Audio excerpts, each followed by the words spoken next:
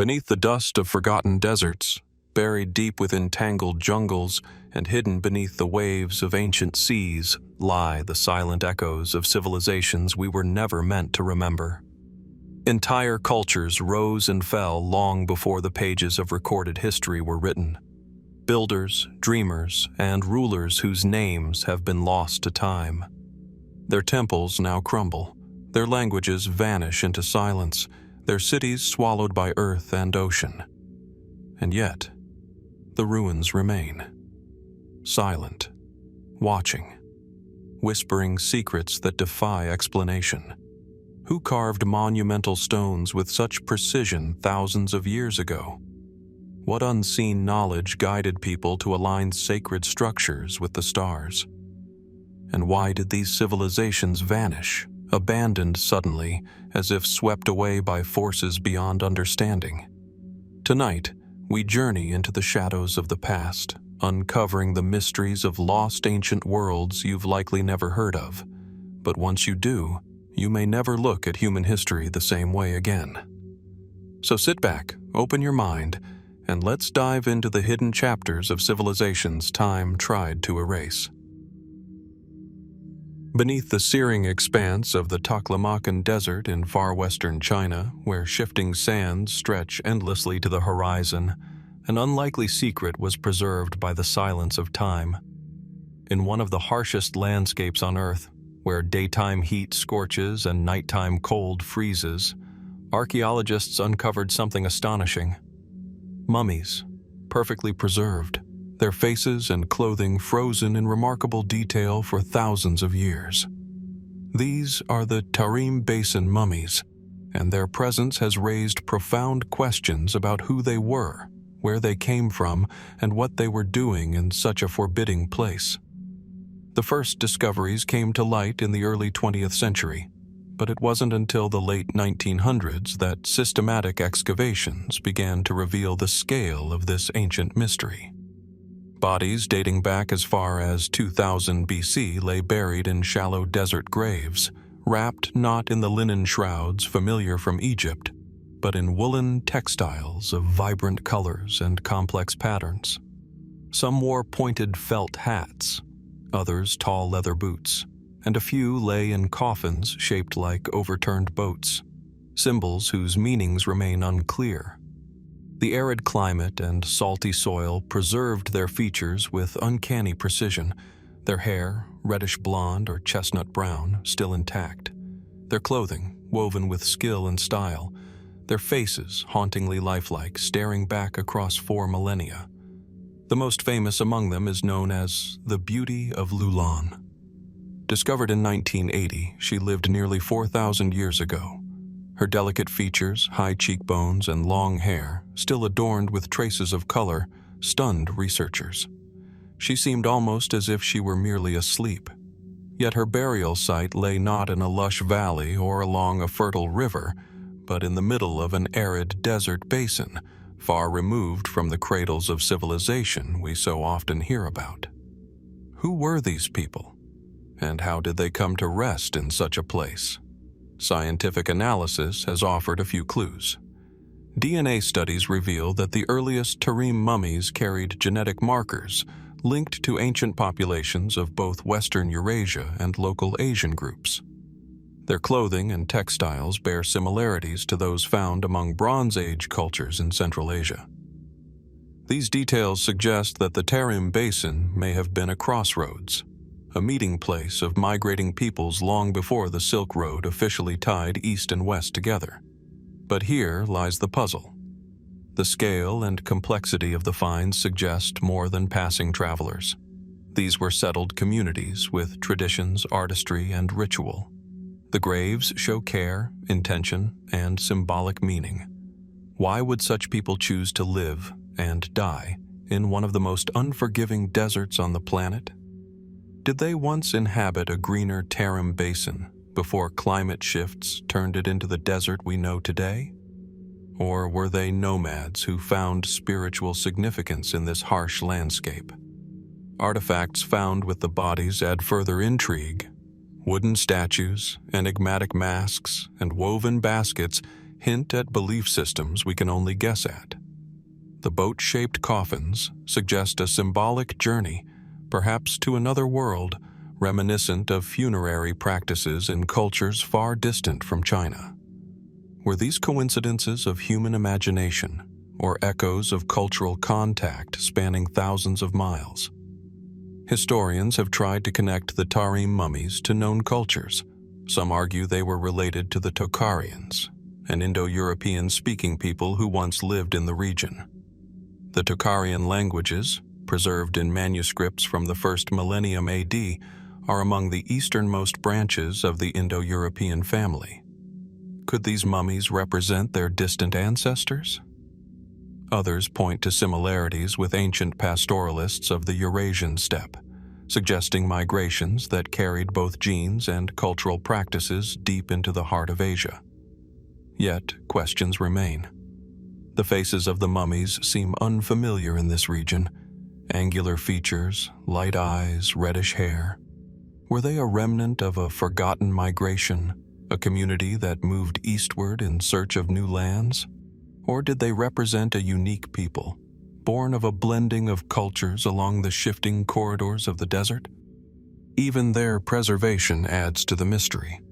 Unlike Egyptian mummification, which was deliberate, the Tarim mummies were preserved naturally by the environment. But the careful preparation of their burials, the clothing, the coffins, the artifacts, suggests a society deeply concerned with ritual and remembrance. They did not expect their bodies to endure for thousands of years. And yet, by chance or fate, they became one of the most enduring windows into the ancient world. And then there are the fringe theories. Some claim the Tarim mummies prove that Europeans settled in China long before history books acknowledge. Others connect them to lost civilizations whispered about in legends, cultures erased by desertification, swallowed by the sands. More speculative still are suggestions that the Tarim Basin was once home to a thriving, now vanished civilization, whose memory echoes faintly in myths of lost lands and forgotten peoples. While mainstream scholarship remains cautious, even the most careful historians admit that the Tarim Basin mummies defy easy explanation. They are evidence of cultural complexity where none was expected. They blur the neat boundaries of East and West, reminding us that human history is rarely as simple as the maps and timelines suggest. Standing before the face of the beauty of Lulan, or the infant mummies buried with care in their woven cradles, one cannot help but feel the pull of the unknown. These were real people with voices, songs, and stories that time has stolen from us. And yet, their silent presence in the desert forces us to confront the gaps in our knowledge. Why did they settle in the Tarim Basin? How did their traditions develop in such isolation? And perhaps most hauntingly, how many more secrets lie buried beneath the sands, still waiting to be revealed? The desert holds its silence. The mummies, their eyes closed for eternity, offer no answers. And so the mystery lingers, an ancient civilization caught between history and myth, inviting us to wonder what else may be hidden in the vast emptiness of time. As the desert sun rises over southeastern Iran, its golden light spills across a vast, barren plain, broken only by the winding course of the Halil River. At first glance, the land seems inhospitable, dry, rugged, and isolated, framed by distant mountains.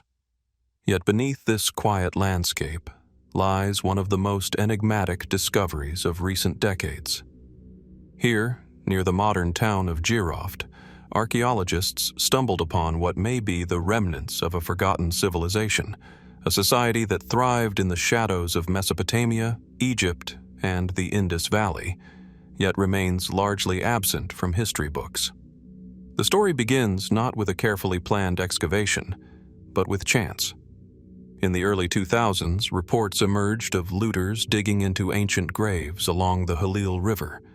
When authorities intervened, they confiscated hundreds of extraordinary artifacts, finely carved chlorite vessels adorned with intricate designs of serpents, scorpions, and mythological beings. These objects were unlike anything seen before, and they pointed to a culture both sophisticated and strangely unique. Soon, archaeologists were drawn to the site. Excavations revealed monumental structures, elaborate grave goods, and evidence of urban planning. Carbon dating suggested that some of the finds dated as far back as 2500 BC. To some, this meant that Jiroft was not merely an outpost of a better-known civilization, but perhaps the center of its own distinct culture, one that flourished alongside, and perhaps even rivaled, the great powers of the Bronze Age. The artifacts themselves are astonishing. Tall goblets carved with fantastical creatures, boxes etched with scenes of ritual, vessels decorated with elaborate geometric designs. Many depict animals, both real and imagined, in poses of striking symbolism. Some scholars interpret these as evidence of a highly developed mythology, perhaps one that predated and influenced later traditions. The sheer craftsmanship suggests not only wealth and artistry, but also a complex social and religious structure. But what do these objects mean? Were they offerings for the dead, ceremonial vessels for sacred rituals, or symbols of power displayed by elites? The absence of written records leaves us guessing. A few inscriptions found nearby remain undeciphered, fueling speculation that Jiroft may have developed its own system of writing, one that vanished before history could record it. This possibility raises profound questions. Could Jiroft represent a lost civilization, a cradle of culture as important as Mesopotamia or the Indus Valley, yet erased by time and circumstance? If so, why did it disappear? Was it undone by shifting rivers, droughts, or earthquakes? Or was it overshadowed and absorbed by its more famous neighbors, leaving behind only fragments of its former grandeur? Mainstream scholars caution against drawing conclusions too quickly. Some argue that the Jiroft discoveries are extensions of known civilizations, the Elamites of Iran, or cultural exchanges with Mesopotamia. After all, ancient peoples traded widely, and stylistic similarities could easily reflect contact rather than independence. Yet the sheer quantity and uniqueness of the artifacts have led others to suggest something more, a separate cultural sphere with its own identity and traditions. And then, of course, come the speculative theories. Some point to the sheer sophistication of the finds as evidence that Jiroft may have been the seat of an even older, more advanced culture, perhaps one referenced in ancient legends. A few have even connected it to stories of lost lands or early civilizations that predated Sumer itself. These ideas remain on the fringe, but they underscore just how little we truly know about the Halil River Valley and its ancient inhabitants. What complicates matters further is the destruction caused by looting. Before archaeologists could properly excavate, countless treasures were already scattered across black markets, stripped of their original context. Each artifact without a proven origin is like a page torn from a book, meaningful on its own, but missing the larger story. How much knowledge was lost before researchers even arrived? How many secrets of Jiroft remain hidden in private collections, never to be studied? Despite these challenges, excavations have revealed tantalizing glimpses of what may have been. Evidence of large architectural complexes suggests urban centers, while burial practices reveal stratified social structures. The iconography hints at a worldview rich with symbolism, possibly tied to fertility, nature, and cosmic order. Yet the full scope of this society remains a mystery. Its political organization, its language, its daily life all shrouded in silence. There are moments when the discoveries in Jiroft echo those of other ancient sites. The animal motifs recall Mesopotamian art. The geometric patterns suggest influences from Central Asia, while the elaborate funerary goods mirror practices seen in the Indus Valley. Was Jiroft a cultural bridge linking great civilizations across the ancient world? Or was it an independent center, one of many forgotten nodes in the complex web of early human history? Standing among the ruins today, one is struck by the paradox, a once thriving culture now reduced to fragments in the desert dust. The voices of its people are gone, their stories untold, their achievements only half visible through the veil of time. Yet their artistry endures, whispering of a civilization that defies easy classification. And so the questions remain. Was Jiroft truly a lost civilization, erased by history's tides, or simply a branch of known cultures, its uniqueness exaggerated by the mystery of its discovery? Were its people innovators, shaping myths and symbols that spread across continents, or were they receivers, adapting and reworking ideas from their neighbors? The Halil River continues to flow, winding through the arid plain as it has for millennia. Its waters once nourished a people whose identity we are only beginning to glimpse. But just as the desert sands conceal the remnants of their cities, time conceals their meaning from us. How many more secrets lie buried beneath this silent landscape? Could new discoveries rewrite what we think we know about the dawn of civilization? Or will Jiroft remain forever a riddle, its answers scattered in shards of stone and forgotten symbols, waiting for us to listen more carefully to the echoes of the past? High on the windswept plateaus of western Tibet, where the Himalayas rise like silent guardians above the clouds, lie traces of a forgotten kingdom. The air is thin here, the land stark and immense, its valleys echoing with the sound of rushing rivers and the call of mountain winds. Amid this austere beauty, fragments of crumbling stone fortresses, ancient burial mounds, and enigmatic carvings tell of a people whose name lingers only faintly in the historical record, the Zhang Zhung. For centuries, Zhang Zhung has lived more in legend than in history, whispered in Tibetan texts as the ancient kingdom that preceded the rise of Tibet itself. Said to have flourished from at least 500 BC, and perhaps much earlier, the Zhang Zhung people controlled a vast domain that stretched across western Tibet into parts of Nepal, Ladakh, and Central Asia. They were mountain dwellers, traders, and priests, whose culture appears deeply intertwined with the mysterious Bon religion, an indigenous spiritual tradition older than Buddhism in Tibet. What we know comes from scattered evidence. Tibetan chronicles describe Zhang Zhung as a powerful kingdom with its own language, laws, and kings. The ruins of their strongholds, perched on cliffs and ridges, suggest both defensive might and a profound sense of place. Their burial sites, where nobles were interred with weapons, ornaments, and sometimes even horses, reveal a culture that honored its dead with ceremony and power. Artifacts unearthed in the highlands, bronze mirrors, stone carvings, and painted ceramics hint at a society that was both connected to the wider world and uniquely its own. But beyond these fragments lies uncertainty. No extensive written records survive from the Zhang Zhung themselves. Instead, their story is filtered through the accounts of their conquerors, particularly the Tibetan Empire, which absorbed Zhang Zhung in the 7th century AD. How much of what we are told is accurate, and how much is legend reshaped to serve later dynasties?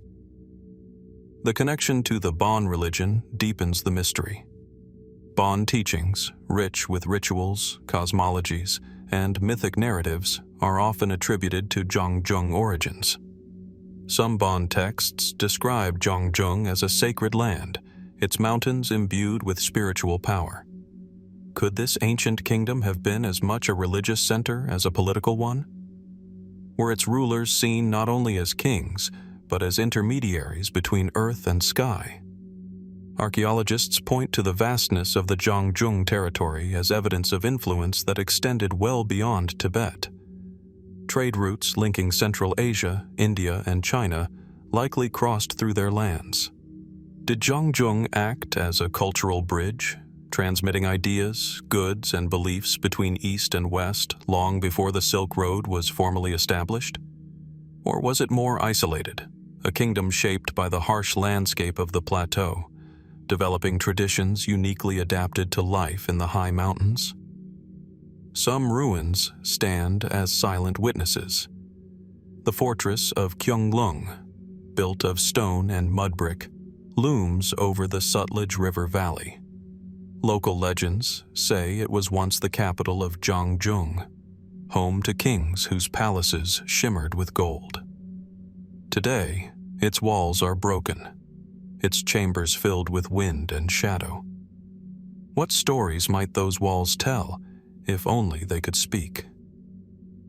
Speculative theories add yet another layer. Some scholars have drawn connections between Zhang Zhung and ancient Central Asian cultures, suggesting migrations or shared ancestry that link the highlands of Tibet to distant steppes. Others hint at an even deeper past, imagining Zhang Zhung as a remnant of a civilization far older than recorded history, its traditions preserved in Bon mythology. There are even those who liken the kingdom to legendary lands described in spiritual texts, hidden realms that exist between history and myth, visible only to those who know how to look. Yet, amid the speculation, there is a haunting silence. The Zhang Zhung language, once spoken across this kingdom, is now extinct, preserved only in fragments of scripture and ritual. Without its voice, the culture remains elusive. Who were these people truly? What did they believe, and how did they see their place in the world? Were they rivals of early Tibet, or the very foundation upon which Tibetan civilization was built? Standing on the high ridges of western Tibet, looking down at the stone ruins clinging to the cliffs, one cannot help but feel both the presence and absence of Zhang Zhung. It is a civilization half revealed, its outlines etched in ruins and legend, but its essence lost to time. And so the mystery remains. Was Zhang Zhung a forgotten empire whose influence once stretched across Asia? Was it a sacred kingdom whose rituals and myths shaped the spiritual life of Tibet for millennia? Or is it simply a name, magnified by legend, pointing us towards something we have yet to fully uncover? The mountains hold their silence. The ruins crumble, the language lies unspoken, and the truth of Zhang Zhung drifts, like the thin air of the plateau, just beyond our grasp. How many secrets still lie hidden beneath the windswept stones of Tibet? Could the next excavation, the next deciphered text, finally bring the lost kingdom of Zhang Zhung out of the shadows? Or will it remain, as it has for centuries, a ghost of history, half real, half legend, forever shrouded in the mists of time? High in the mist-shrouded Andes of northern Peru, where clouds cling to towering cliffs and dense forests conceal ancient stone, lies the domain once ruled by a mysterious people. Known as the Chachapoya, literally the Cloud People, they inhabited one of the most remote and dramatic landscapes in South America.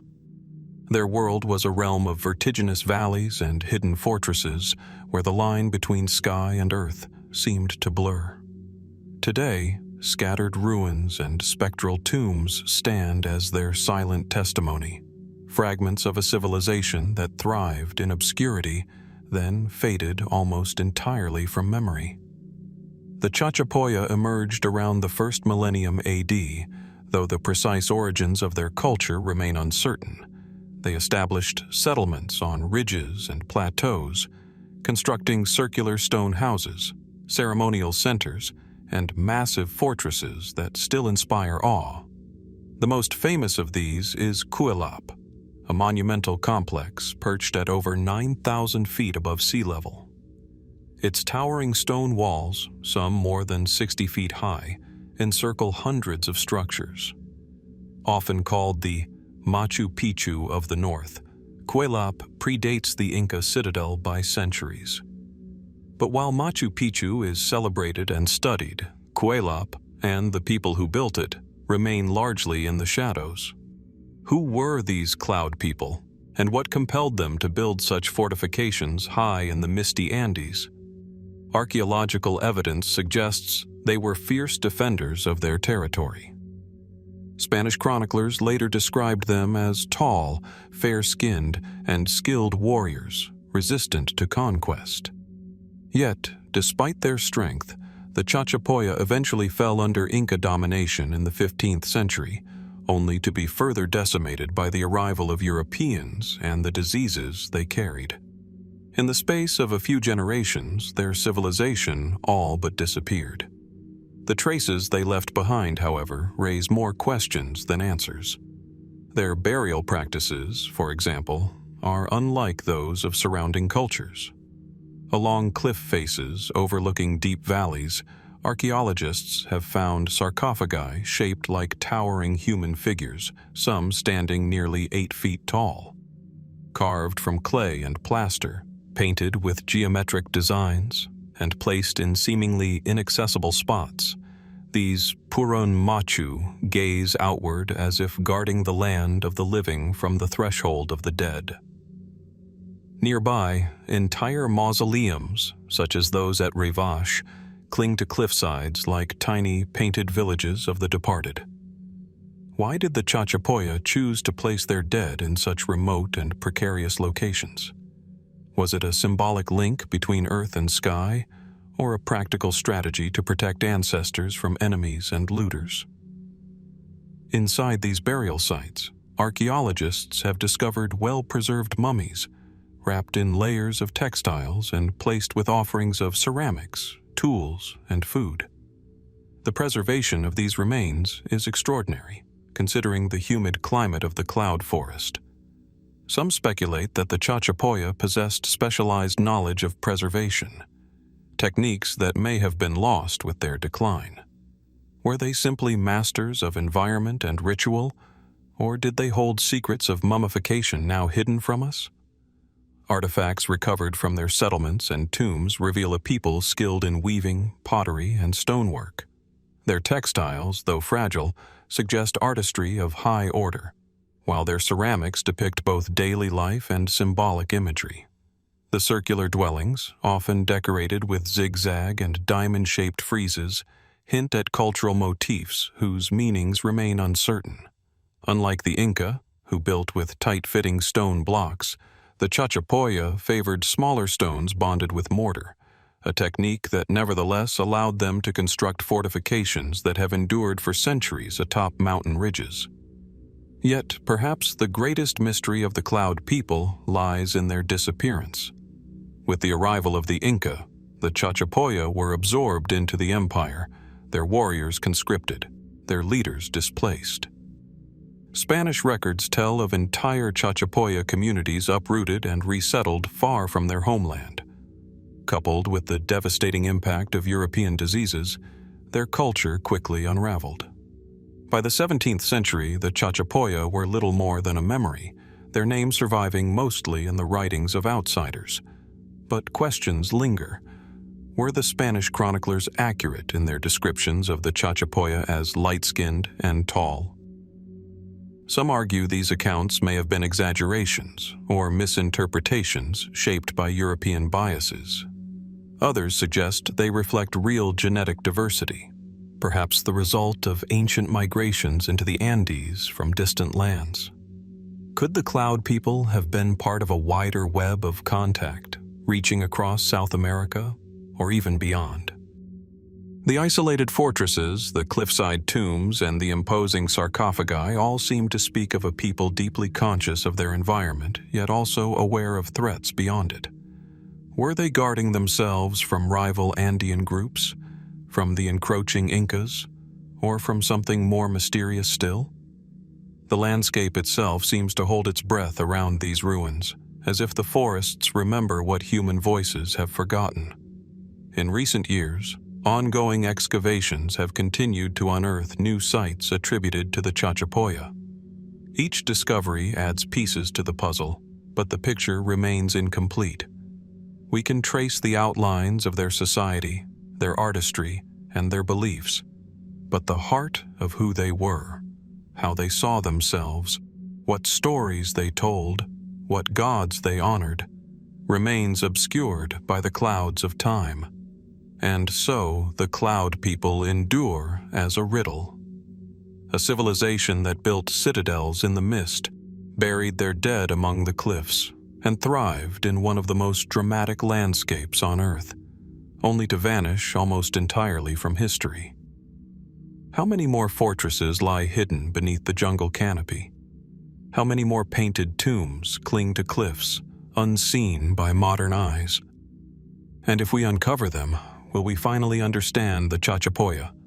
Or will the clouds of mystery forever cloak the people who lived among them? Deep within the Bolivian Amazon, where dense jungle stretches endlessly and the air hangs heavy with humidity, the land conceals secrets that have only recently begun to emerge. For centuries, this region was thought to be too inhospitable for complex societies to thrive. Its wetlands, forests, and shifting rivers seemingly hostile to the permanence of great cities. Yet beneath the canopy, hidden for over 1,000 years, lie traces of a culture that defies those assumptions. This is the world of the Casarabe, an ancient civilization whose presence was revealed not through myth or legend, but through the careful eye of modern technology. The story of the Casarabe begins not with towering stone temples or monumental pyramids, but with earthen structures, vast networks of raised causeways, artificial mounds, and geometric platforms stretching across hundreds of square miles. For generations, locals had known of strange earthworks scattered through the forest, but it was only with the use of LiDAR scanning, a laser technology that penetrates dense vegetation, that the true scale of these constructions became clear.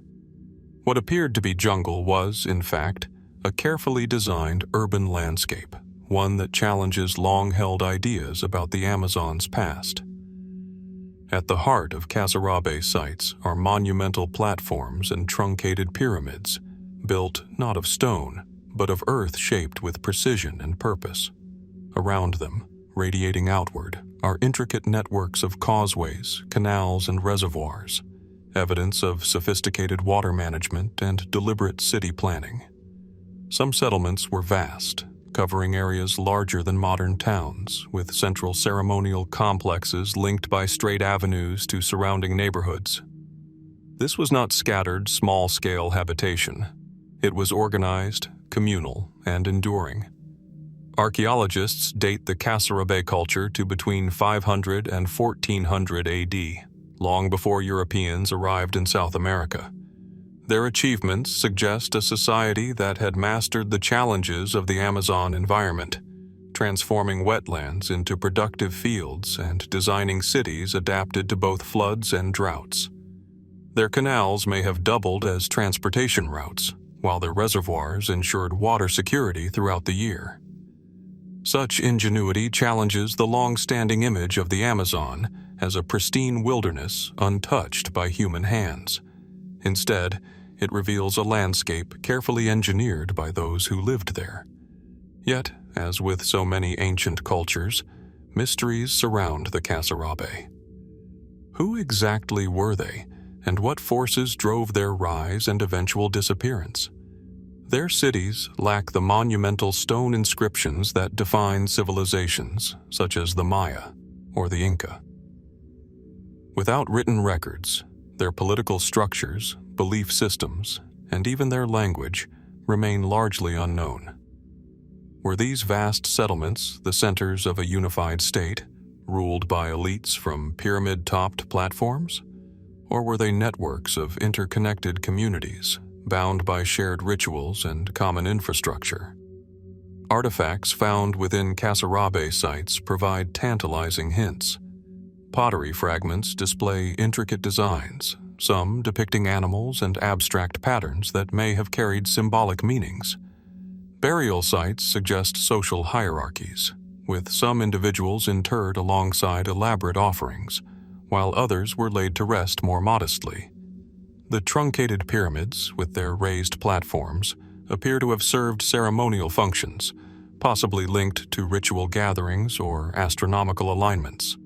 But without clear texts or oral traditions, the precise nature of these practices remains hidden in speculation. The rediscovery of the Casarabe has also stirred debate about the wider history of the Amazon. For decades, scholars argued that the rainforest could not sustain large, complex societies due to its fragile soils and ecological constraints. The Casarabe, however, appear to have solved these challenges, creating fertile fields through techniques such as raised agriculture and controlled water systems. Were they part of a broader pattern of Amazonian urbanism, evidence that the rainforest was once home to a mosaic of civilizations now lost beneath the jungle? Or were they a singular culture, uniquely adapted to the wetlands of Bolivia? Speculative theories push the boundaries further.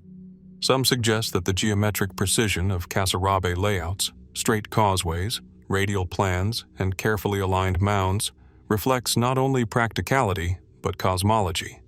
Could their cities have been designed to mirror the heavens, embedding spiritual beliefs in the very fabric of the earth? Others wonder if the abrupt disappearance of the Casarabe hints at catastrophic shifts, perhaps environmental collapse, prolonged drought, or waves of disease introduced by contact with outside groups. Did their engineered landscapes fail, or were they abandoned due to forces beyond their control? The silence of the Casarabe is haunting. Unlike the Incas, whose legacy still echoes in the Andes, or the Maya, whose glyphs continue to tell their story, the Casarabe left no clear voice behind. Their legacy is written in earthworks, visible only from above. Ghostly lines traced across the jungle, their meaning left for us to interpret. Even the very recognition of their existence is recent, as if the forest itself conspired to hide them until the right moment. Standing on one of their massive earthen platforms today, the jungle pressing close on every side, it is difficult to imagine the bustling life that once filled these spaces. Processions moving along causeways, rituals held atop pyramids, families tending to crops in engineered fields, all of it obscured by centuries of silence. The sheer scale of their constructions suggests a vibrant and organized society, yet its disappearance leaves a void that invites both wonder and speculation. How many more hidden cities lie beneath the Amazon's canopy, waiting to be uncovered by the sweep of modern technology? Could the Casarabe be just one chapter in a much larger story, an Amazonian world of civilizations that rose and fell unseen by the outside world? Or will their earthen monuments remain enigmatic markers, fragments of a history we can glimpse but never fully grasp? The forest, as always, keeps its secrets. The Casarabe linger as shadows on the land, their cities mapped in silence, their story unfinished. And perhaps that is the greatest mystery of all, that a civilization of such scale and ingenuity could flourish for centuries, only to vanish, leaving behind questions that echo through the canopy, unanswered, inviting us to keep searching. Off the coast of northwest Africa, where the Atlantic waves crash against rugged volcanic cliffs, lies an archipelago once home to a mysterious people. The Canary Islands today are known for their sunlit beaches and dramatic landscapes, but long before European ships reached their shores, they were inhabited by an ancient culture that left behind a legacy of stone, bone, and whispered memory. These were the Guanches, a people whose origins, customs, and ultimate fate remain wrapped in layers of mystery. The islands themselves are striking, a chain of volcanic peaks rising from the ocean, their slopes cloaked in forests, ravines, and arid plains. It was in caves and mountainsides here that the Guanches carved out their existence, leaving behind dwellings, burial sites, and artifacts that speak of a society both resourceful and enigmatic. When Spanish conquerors arrived in the 15th century, they encountered a people unlike any they had expected to find. Tall, fair-skinned, with light hair in some accounts, and living in relative isolation. Who were they, and how did they come to inhabit islands set adrift in the Atlantic? archaeology provides fragments of an answer. The Guanches are believed to have settled the Canary Islands around the 1st millennium BC, though some evidence hints at even earlier habitation. Their tools, pottery, and rock carvings suggest cultural affinities with North African Berber groups. Genetic studies, too, point toward Berber ancestry, though with unique characteristics that may reflect centuries of isolation.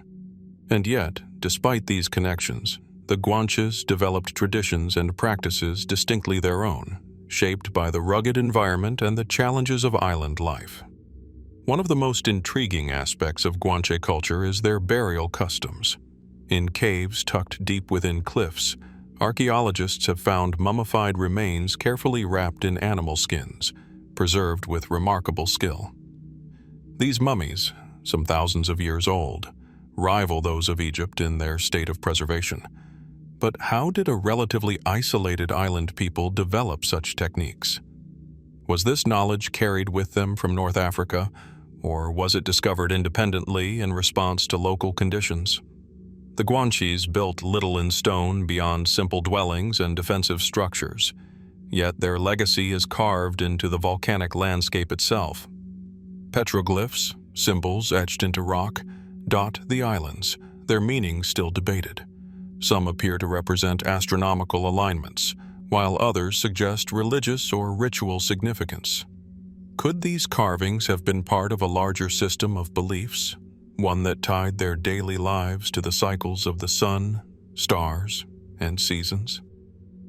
Spanish chroniclers recorded glimpses of Guanche society at the time of conquest. They described a people organized into tribal kingdoms, each with its own ruler, known as a Mensi. The Guanches raised goats and sheep, cultivated barley, and crafted tools from bone and wood. They fought fiercely to defend their land, often retreating to high fortresses and ravines where the terrain favored them. Yet they also gathered for festivals, games, and rituals, their oral traditions preserving genealogies and histories that are now largely lost. Still, there are elements that elude explanation. The Guanches' physical descriptions, noted by the Spanish as unusually tall and sometimes with light eyes and hair, have fueled centuries of speculation. Were these traits simply variations within Berber ancestry, or did they point to more complex interactions in the deep past? Could earlier migrations, perhaps from Europe or even farther afield, have contributed to the population? These questions linger, fueled by both genetic studies and the ambiguous words of early explorers. Then there is the matter of their isolation. The Canary Islands lie dozens of miles off the African coast, separated by strong Atlantic currents. If the Guanches were indeed descended from Berber settlers, how did they cross the sea? Did they possess seafaring skills that later faded from memory, leaving their descendants stranded with no boats capable of returning to the mainland? Or were they part of a wave of ancient exploration now forgotten, evidence of which lies submerged or undiscovered? Some fringe theories reach even further. A few have suggested connections between the Guanches and distant civilizations, echoes of Atlantis or survivals of a lost Atlantic culture wiped out by time.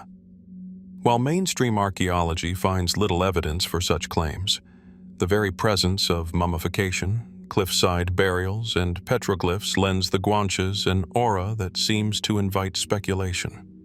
Were they, perhaps, carriers of knowledge that connected disparate ancient worlds?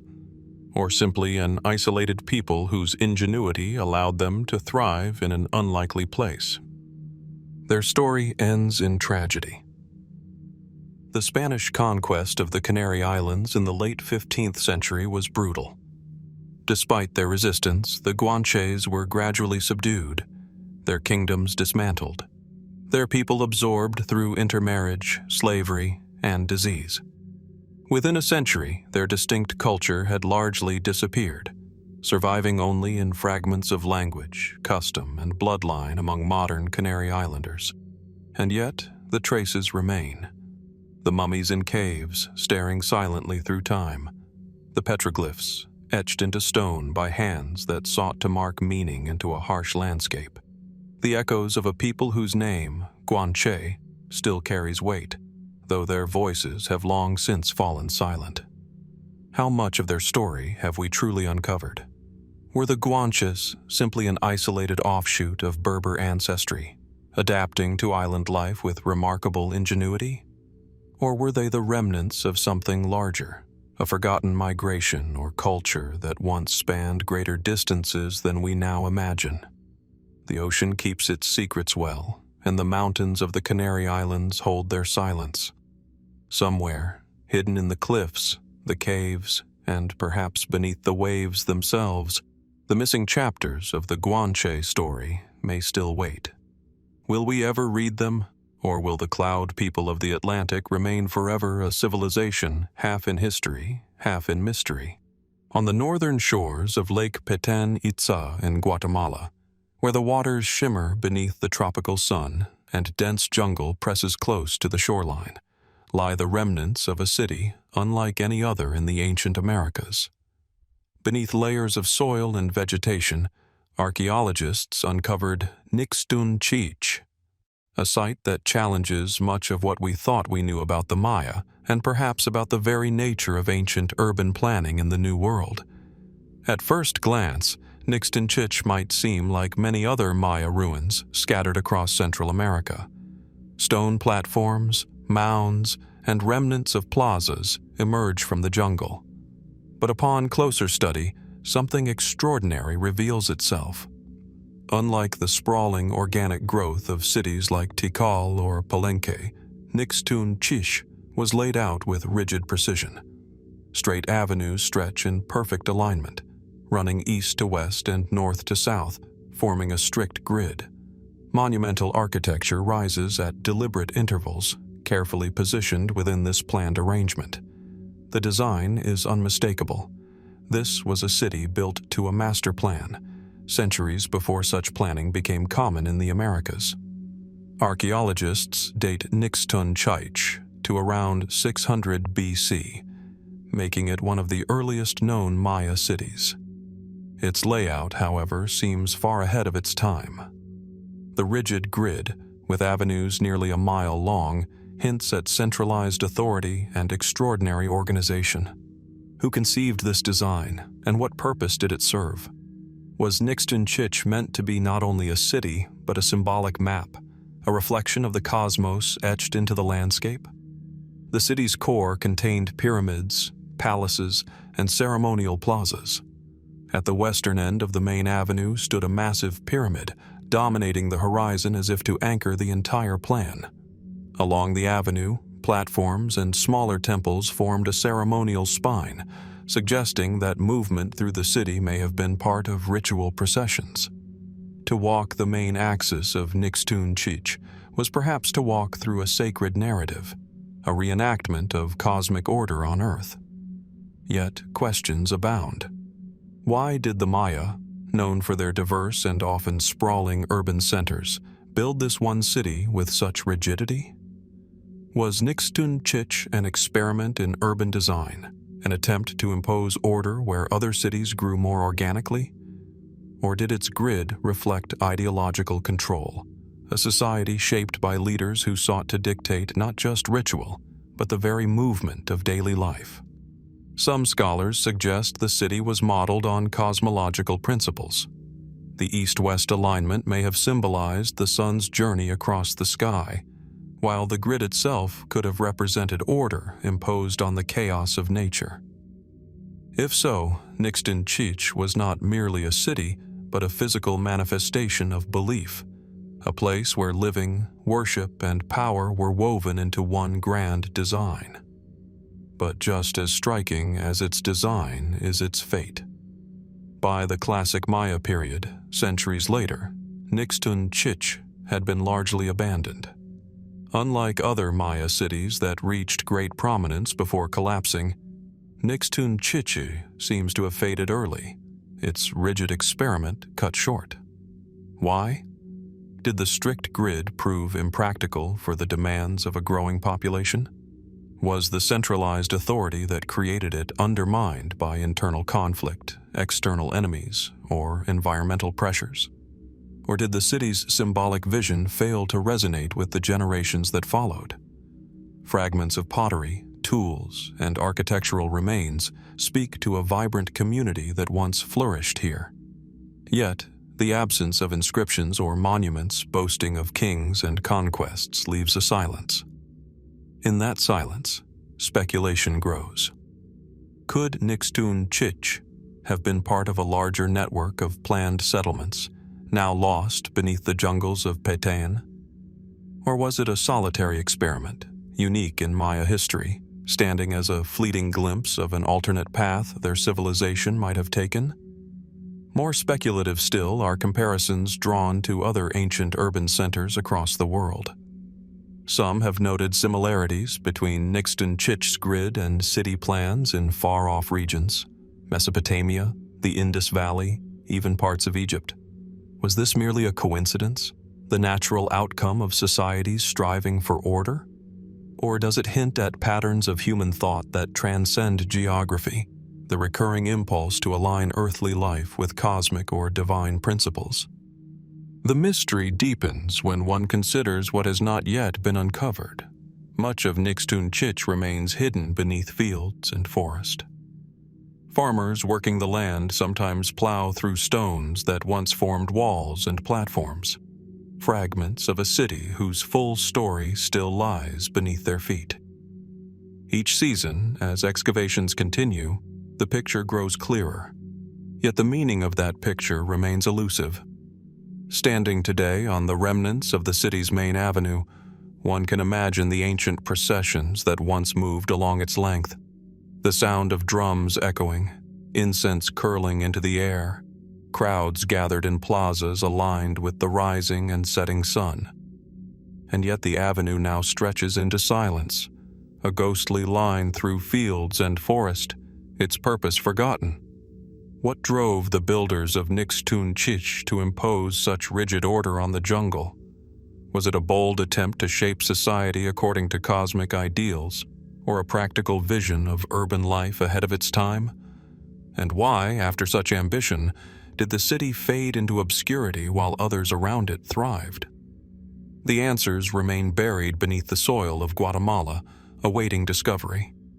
Nixtun-Ch'ich stands as both a reminder and a question, a city built with purpose, yet abandoned without explanation.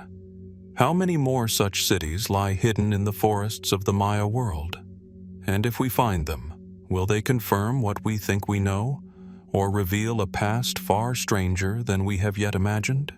Across the rugged highlands of eastern Ethiopia, where rolling hills meet arid plains and ancient trade routes once crisscrossed the land, lie the scattered remnants of a kingdom that time has almost erased. Stone ruins rise from the earth in quiet testimony. Collapsed walls, weathered mosques, and abandoned settlements bearing witness to a culture once vibrant and powerful. This was the Harla Kingdom, known to some as the City of Giants, a civilization that flourished between the 10th and 15th centuries, yet whose origins and disappearance remain cloaked in mystery. Archaeologists exploring the region near modern Dire Dawa and Harar have uncovered ruins that speak of an organized urban society. Stone towns with narrow streets, spacious courtyards, and well-built houses suggest a people skilled in architecture and urban planning. Among the ruins, they found evidence of mosques, indicating Islamic influence, and traces of workshops where artisans produced glass beads, pottery, and tools. Excavations even revealed imported ceramics and coins from as far as China, Persia, and Egypt, suggesting that Harla was no isolated community, but a participant in the global trade networks of the medieval world. The kingdom's location along ancient trade corridors may have been the source of its wealth. Gold, ivory, salt, and agricultural products could have been exchanged for textiles, glassware, and luxury goods brought from distant lands. Some scholars believe Harla's people acted as intermediaries between the interior of Africa and the great coastal trading cities of the Red Sea and Indian Ocean. Their settlements, fortified with stone, hint at both prosperity and the need for defense. And yet, The Harla Kingdom is strangely absent from many written records of the period. While Arab and Persian travelers described the bustling trade of the Horn of Africa, direct references to Harla are scarce. What little survives often comes through oral tradition, where the ruins are attributed not to ordinary humans, but to giants. Local folklore insists that the massive stone structures could not have been built by normal hands, but by beings of extraordinary size and strength. Was this merely a way for later generations to explain the imposing ruins, or does it echo a deeper truth about how the Harla were remembered, larger than life, both in legend and reality? The mystery deepens when considering the sudden decline of the kingdom. By the 16th century, many Harla settlements were abandoned. Some attribute this collapse to the rise of the powerful Adal Sultanate, which drew trade and influence away from the interior. Others point to climate change, famine, or even plague as possible culprits. Yet none of these explanations fully account for the near-total erasure of a once thriving culture. How could a kingdom so connected to the outside world vanish with so little trace? Among the ruins, archaeologists discovered mass graves, some containing victims of violence. Could warfare or invasion have hastened Harla's decline? Oral traditions suggest conflicts with neighboring peoples, perhaps driven by competition over resources or shifting alliances in the volatile Horn of Africa. But definitive evidence remains elusive. The silence of history leaves more questions than answers. Speculative theories have grown around this silence. Some claim Harla was part of a larger forgotten kingdom that predated Ethiopia's more famous empires. Others suggest it may have been a cultural bridge, linking Africa not only to Arabia and Persia, but to more distant lands through maritime trade. The discovery of Chinese ceramics in Harla sites lends weight to the idea of global connections. Could this inland kingdom have been a hidden hub in the vast Indian Ocean network, its influence understated simply because its story was never recorded by those who chronicled history? Even more fringe ideas tie Harla to myths of lost civilizations, connecting the city of giants to biblical legends, or imagining it as a surviving fragment of cultures that disappeared elsewhere. Such theories remain speculative, yet they capture the imagination, fueled by the ruins themselves, stone walls that rise with surprising precision in places where later generations built only in mud and wood. The surviving architecture still commands awe. In some places, stones are cut and fitted with a skill suggesting long traditions of masonry. The mosques, with their mihrabs still faintly visible, reflect a community integrated into the Islamic world, yet distinctly local in design. The combination of religious structures, defensive walls, and trading artifacts paints a picture of a society at once spiritual, practical, and ambitious. Standing among these ruins today, it is difficult not to wonder what life once looked like here. Merchants negotiating in busy markets, farmers bringing their harvest to town, craftsmen shaping beads and pottery for trade routes stretching across seas, children playing in the courtyards of stone houses, and above it all, the sense of being part of a kingdom that connected their highland home to the world beyond. Yet the ruins are quiet now, overtaken by time. Local people still tell stories of the giants who once lived here, as if to explain why the past feels so much larger than life. But behind the legend lies an unresolved truth. The Harla Kingdom was real. Its people built cities, traded widely, and left a mark on history, only for that mark to fade almost entirely into obscurity. Why did the Harla vanish so completely? Was their disappearance the result of conquest, environmental hardship, or the shifting tides of trade? How many more of their settlements lie undiscovered beneath the soil, waiting to be brought back to light? And could the unraveling of their story change how we understand the ancient and medieval world of Africa, its richness, its connections, and its mysteries. The highland winds whistle through the ruins, carrying no answers.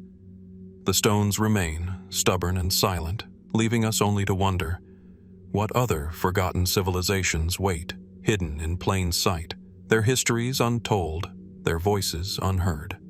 On the northern coast of Colombia, where the jagged Sierra Nevada de Santa Marta mountains rise abruptly from the Caribbean Sea, lies a world of mist, stone, and memory. Here, hidden within dense forests and steep valleys, the remnants of the Tairona civilization rest in silence. Their terraces cling to the slopes like stairways to the heavens. Their stone pathways wind through jungle as if still leading the way to markets long abandoned, and their cities, once alive with ritual and trade, now whisper only to the trees. The most famous of these sites is Ciudad Perdida, the Lost City. Discovered by treasure hunters in the 1970s and later studied by archaeologists, it had lain hidden for centuries beneath thick vegetation. Circular platforms, connected by an intricate system of stone steps, rise up the mountainside, forming a complex urban design that hints at the power and sophistication of its builders. Unlike the square and rectangular structures seen in many ancient civilizations, the Tairona built in circles, houses, plazas, and ceremonial spaces arranged with a precision that speaks of cosmology as much as practicality. What did these circles represent? A vision of eternity? A reflection of the cycles of nature? Or perhaps a symbol of balance between the earthly and the divine? The Tairona emerged around 200 BC and flourished for more than a millennium. Their territory extended across the valleys and ridges of the Sierra Nevada, a region that contains virtually every climate zone, from tropical coasts to snowy peaks. This unique environment allowed the Tairona to build a society based on ecological harmony. Crops were grown at different altitudes: cacao and fruits in the lowlands, maize and beans in the midlands, potatoes and tubers in the highlands.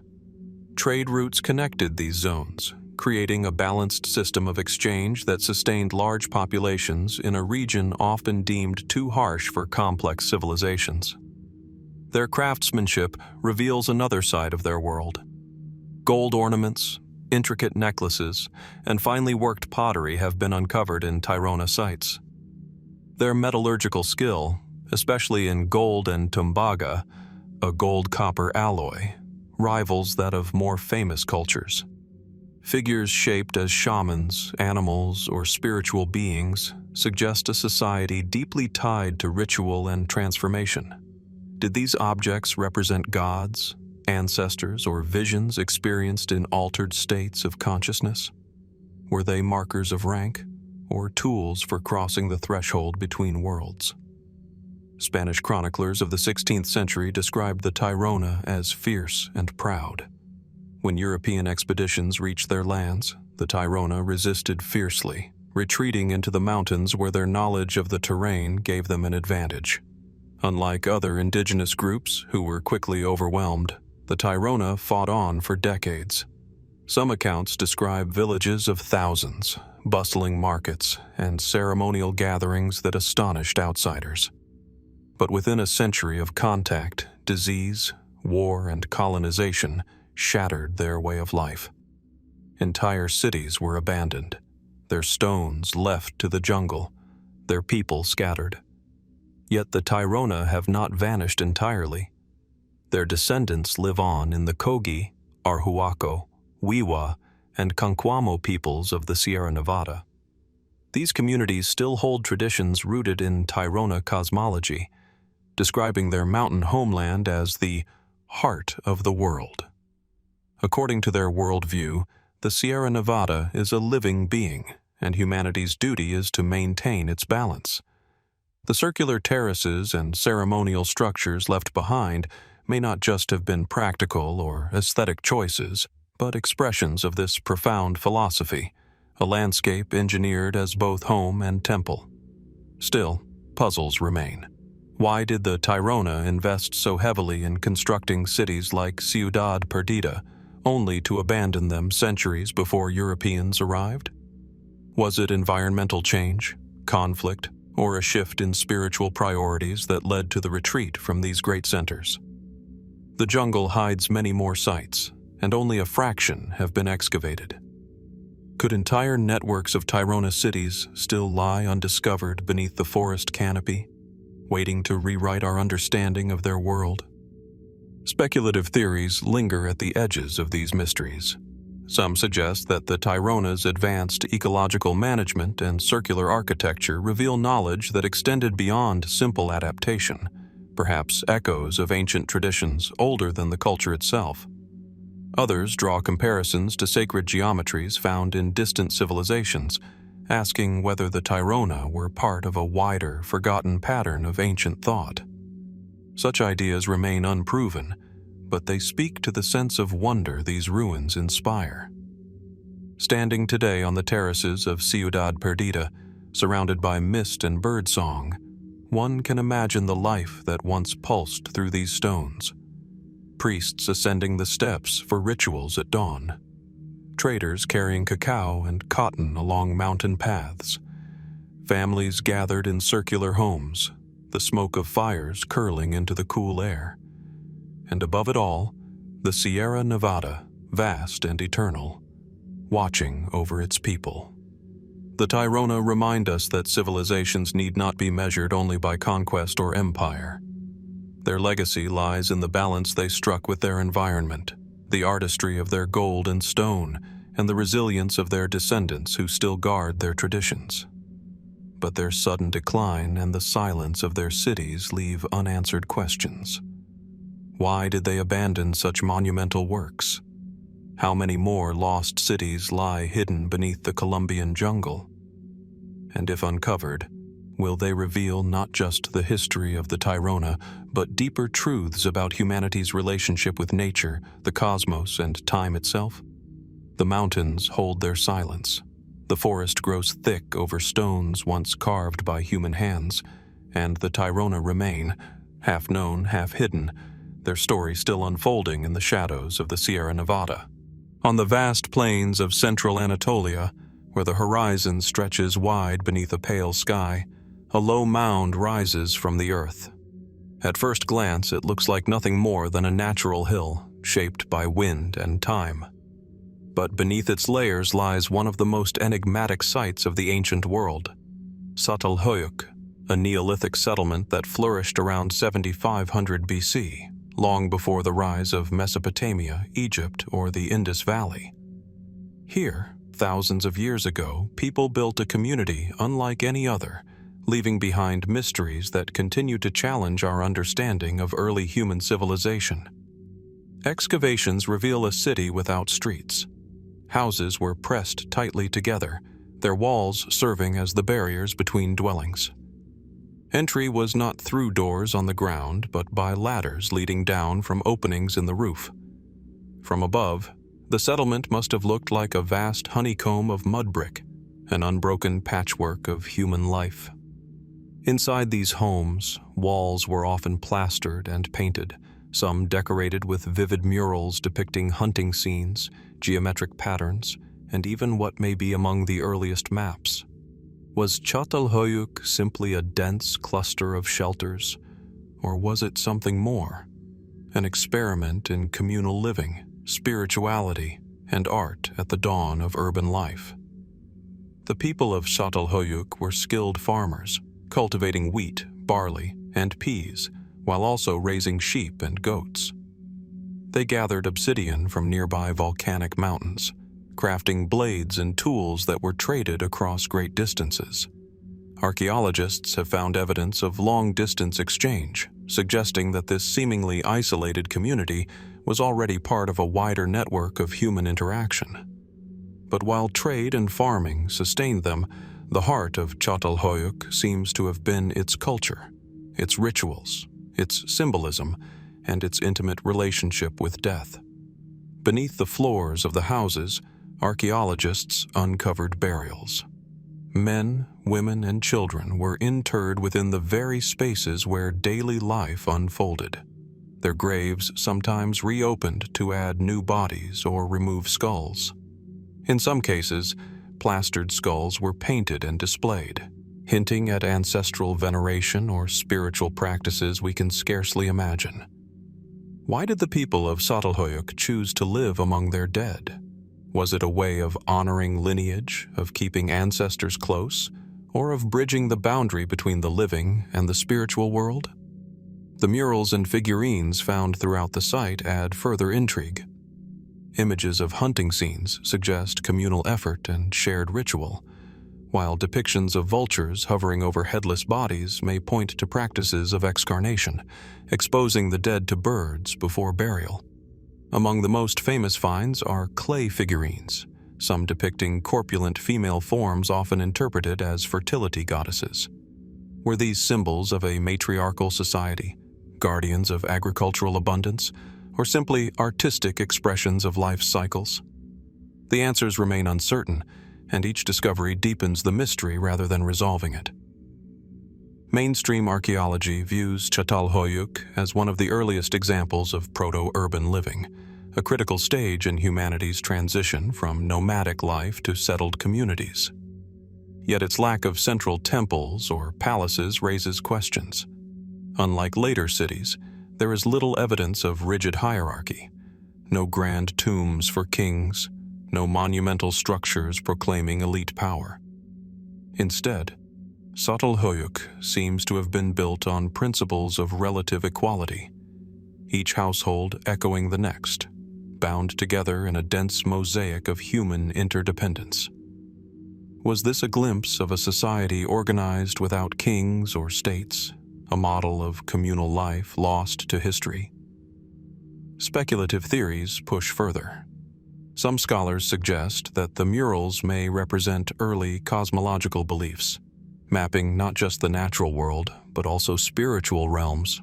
Others argue that Çatalhöyük's unusual layout, its rooftop pathways and hidden interiors, reflects more than practical necessity. Could it have been designed as a living symbol, a reflection of their worldview, where the earth below, the human community, and the sky above were bound in sacred harmony? And then there are the fringe ideas. The extraordinary age of the site has led some to wonder whether Çatalhöyük preserves memories of an even older tradition, perhaps linked to forgotten civilizations predating the Neolithic Revolution itself. Its art, its burial practices, and its sense of cosmological order have been compared, sometimes controversially, to later myths and symbols from distant lands. Was Çatalhöyük merely a unique experiment in one place and time, or does it represent part of a much larger, now hidden chapter of human history? Standing today among the excavated walls, it is easy to feel the presence of lives long past. The worn steps of ladders, the painted walls still bearing traces of color, the silent graves beneath the floors, all evoke a community where daily existence and the sacred were inseparable. Here, life unfolded not in isolation, but in constant dialogue with ancestors, with nature, and perhaps with forces beyond human comprehension. Yet the questions linger. Why did Çatalhöyük eventually decline? Was it environmental change, resource exhaustion, or the pull of new forms of social organization elsewhere? What compelled its people to abandon a way of life that had endured for centuries? And perhaps most tantalizing of all, how much of what we call civilization today was already being imagined, lived, and practiced in this Neolithic city of mud brick and murals? The mound of Çatalhöyük still rises above the Anatolian plain, quiet and unassuming.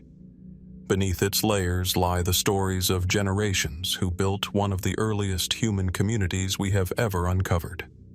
Their voices are silent, their meanings uncertain, their legacy unfinished. And so we are left to wonder, was Çatalhöyük simply a beginning, a first step on the road to cities and empires, or was it something else entirely, a vision of human life whose secrets remain buried beneath the soil, waiting for us to listen? In the lush highlands of central Costa Rica, where mist rolls across volcanic slopes and rivers carve deep valleys through the forest, lies a site that defies expectations of the ancient Americas. Here, beneath layers of jungle and soil, the stones of an enigmatic city emerge. Circular mounds, cobblestone causeways, aqueducts, and plazas arranged with deliberate design. This is Guayabo, the largest pre-Columbian archaeological site in Costa Rica, and yet its builders remain unknown. Their civilization flourished for centuries, only to vanish long before Europeans set foot on these shores. The site sprawls across more than 200 acres, with only a fraction excavated. What has been revealed is astonishing. A network of stone-paved roads radiating outward like veins of an urban heart, aqueduct systems channeling water with precision, and elevated platforms that once supported wooden structures. At the center lie circular plazas, framed by retaining walls and terraces. Unlike the towering pyramids of the Maya or the golden temples of the Inca, Guayabo's architecture is subtler, crafted not for monumentality but for function, order, and perhaps ritual. Archaeologists estimate that Guayabo was occupied from around 1000 BC to 1400 AD, reaching its peak between 800 and 1400 AD. At its height, it may have housed several thousand people, thriving in an environment both rich and challenging. The stone aqueducts, some still functional today, carried fresh water across the settlement, while drainage systems protected it from floods and erosion. Such engineering reveals not only technical skill, but a deep understanding of the land. Who were these people, able to manipulate water so effectively in the heart of the rainforest? Artifacts uncovered at the site provide glimpses of daily life and cultural exchange. Ceramics, tools, and ornaments show connections to broader networks of trade across Central America. Obsidian from distant regions, jade and gold hint at exchanges that carried both goods and ideas. Petroglyphs carved into nearby stones depict animals, spirals, and abstract forms, symbols whose meanings remain elusive. Were they expressions of myth, astronomical markers, or records of lineage and power? Yet the greatest mystery of Guayabo is its disappearance. By the time Spanish chroniclers arrived in the 16th century, the city was long abandoned. Its plazas stood empty, its aqueducts silent, its causeways reclaimed by forest. No written records survive, and oral traditions among local groups offer only fragmentary echoes. Why would a thriving settlement with advanced infrastructure and regional connections be suddenly left behind? Some scholars suggest environmental changes, perhaps volcanic eruptions, landslides, or shifting rivers forced its people to migrate. Others point to warfare, disease, or the arrival of stronger neighboring polities that absorbed or displaced Guayabo's inhabitants. But none of these explanations fully account for the scale of abandonment. Could the people of Guayabo have left voluntarily, following spiritual beliefs that dictated cycles of settlement and renewal? Or were they part of a broader cultural pattern where communities rose and fell with the rhythms of the land? Speculative ideas add another dimension. The precision of Guayabo's aqueducts and the endurance of its stonework have led some to argue for knowledge beyond what we usually attribute to pre-Columbian societies of the region. The petroglyphs, with their spiral motifs and animal figures, fuel interpretations ranging from shamanic visions to cosmological maps. Was Guayabo not only a city, but also a ceremonial center, a place where water, stone, and spirit converged in rituals we can no longer reconstruct? And then there is the question of identity. Unlike the Maya or the Aztec, Guayabo has no widely recognized name for its builders. They are a civilization without a face, known only through the stones they left behind. Did they see themselves as part of a larger cultural tradition, or were they uniquely Guayabo, a people whose story began and ended within the valleys of Costa Rica? Without texts, their voices are silent, leaving us to interpret their legacy through fragments of infrastructure and art.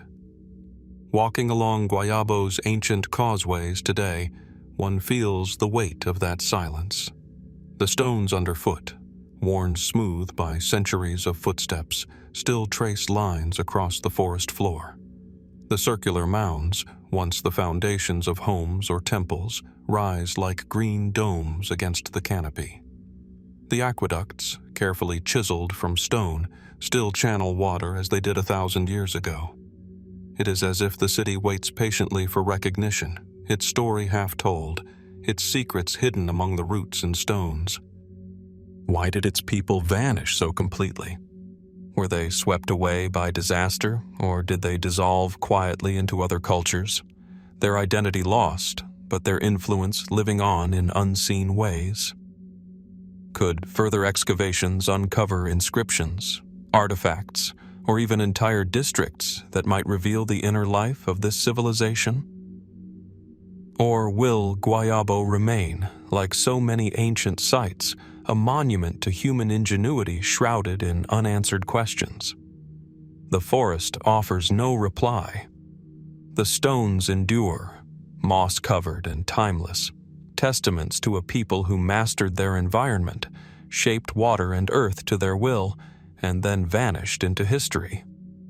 And so the question lingers. What other cities, still hidden beneath jungle and soil, wait to remind us that the ancient world was far richer and far stranger than we have yet imagined? On the western shores of the Black Sea, near the modern city of Varna in Bulgaria, the earth once yielded a discovery that shook the foundations of what we thought we knew about Europe's distant past. Beneath grassy mounds and humble soil, archaeologists in the 1970s uncovered a cemetery unlike any other. Its graves, dating back to around 4500 BC, revealed an ancient culture both sophisticated and enigmatic. Within those graves lay the world's oldest known worked gold, jewelry, ornaments, and artifacts of extraordinary craftsmanship buried thousands of years before the pyramids of Egypt rose from the desert sands. This was the Varna Culture, a society that lived and thrived at the dawn of European civilization, then vanished into obscurity. The Varna necropolis, with over 300 burials, presents a tableau both haunting and illuminating. Some graves are filled with riches, gold scepters, bracelets, necklaces, and finely wrought ornaments that sparkle even now under museum lights. Others contain simple offerings of pottery or tools, while a few, most striking of all, are symbolic graves, containing no bodies, only treasures arranged as though for an absent soul. What does it mean that such wealth was buried not only with the dead, but sometimes with no one at all? Were these cenotaphs dedicated to leaders, deities, or ancestors whose bodies were lost? The sheer scale of the gold is astonishing, over 6 kilograms recovered so far. But gold is only part of the story. Alongside it were found finely polished stone tools, intricate copper ornaments, shells from distant seas, and exquisite pottery decorated with geometric precision. These objects speak of artisanship, trade, and symbolic thought at a level unexpected for Neolithic Europe. How did a people living more than 6,000 years ago attain such wealth and refinement, and what does it say about the societies they built? The burials reveal clear social hierarchies. Some individuals were interred with extravagant displays of wealth, while others lay with modest offerings or none at all. This suggests a society already stratified, with elites who commanded power, wealth, or spiritual authority. One grave, known as Grave 43, contained a man buried with a staggering collection of gold objects, copper tools, and weapons, evidence of both political and economic might. Was he a king, a priest, or both? Did the Varna people already experiment with centralized authority, or were they governed by networks of powerful families and ritual leaders? The location of the Varna culture adds further intrigue. Positioned along the Black Sea, it lay at a crossroads of trade routes that connected Europe, Asia, and the Mediterranean. The presence of shells from the Aegean and materials from distant regions suggests far-reaching exchange. Could Varna have been part of an early trade network stretching across continents, long before the great Bronze Age civilizations emerged? If so, what role did it play? As a hub of innovation, a ceremonial center, or a community enriched by controlling access to valuable resources like copper and salt? Then there is the mystery of their disappearance. By 4000 BC, the Varna culture had largely faded. Settlements declined, the great necropolis was no longer used, and the trail of their distinct artistry goes cold. Why? Some scholars point to climate change, shifts in trade, or the arrival of new populations from the steppes who transformed the cultural landscape of Europe. Others wonder if the Varna elites, so dependent on their networks of wealth and exchange, could not withstand sudden disruptions. Did their society collapse from within, undone by inequalities and shifting alliances? Or did they merge into new cultures, their identity lost but their legacy living on in ways we cannot yet trace? Speculative theories push further. Some suggest that the Varna culture represents one of the earliest complex societies in Europe, a precursor to later Bronze Age civilizations. Others connect their wealth and sudden decline to broader mysteries of prehistory, imagining forgotten migrations or cataclysmic events that swept through the Black Sea region. A few even point to the Black Sea deluge hypothesis, the idea that rising waters thousands of years ago reshaped the region and its societies. Did Varna's people witness such changes? And were their rituals and treasures attempts to preserve order in the face of upheaval? And yet, despite all we know, the Varna culture resists simple explanation. Their gold speaks of wealth and power, but also of symbolic worlds we cannot fully reconstruct. The cenotaphs suggest beliefs about death and the afterlife, but their precise meaning remains elusive. The absence of written records leaves us with silence where their voices should be. Standing before the treasures of Varna today, one feels both awe and unease. The gold gleams with a brilliance undimmed by millennia, but its meaning is locked in mystery. Were these objects tools of political control, offerings to gods, or symbols of a worldview we cannot comprehend? And why, after such splendor, did their society fade into obscurity, leaving no monumental cities, no enduring empire, only graves beneath the soil? The Varna culture reminds us that complexity, inequality, and artistry were present in Europe long before the civilizations we usually celebrate. But it also forces us to ask, how many other stories of early human achievement have been buried, forgotten, or erased by time? Could more necropolises like Varna lie undiscovered beneath fields and towns, waiting to reveal the hidden grandeur of Europe's forgotten past? The Black Sea winds whisper over the ancient burial grounds, carrying no answers. The gold of Varna shines, but it does not speak.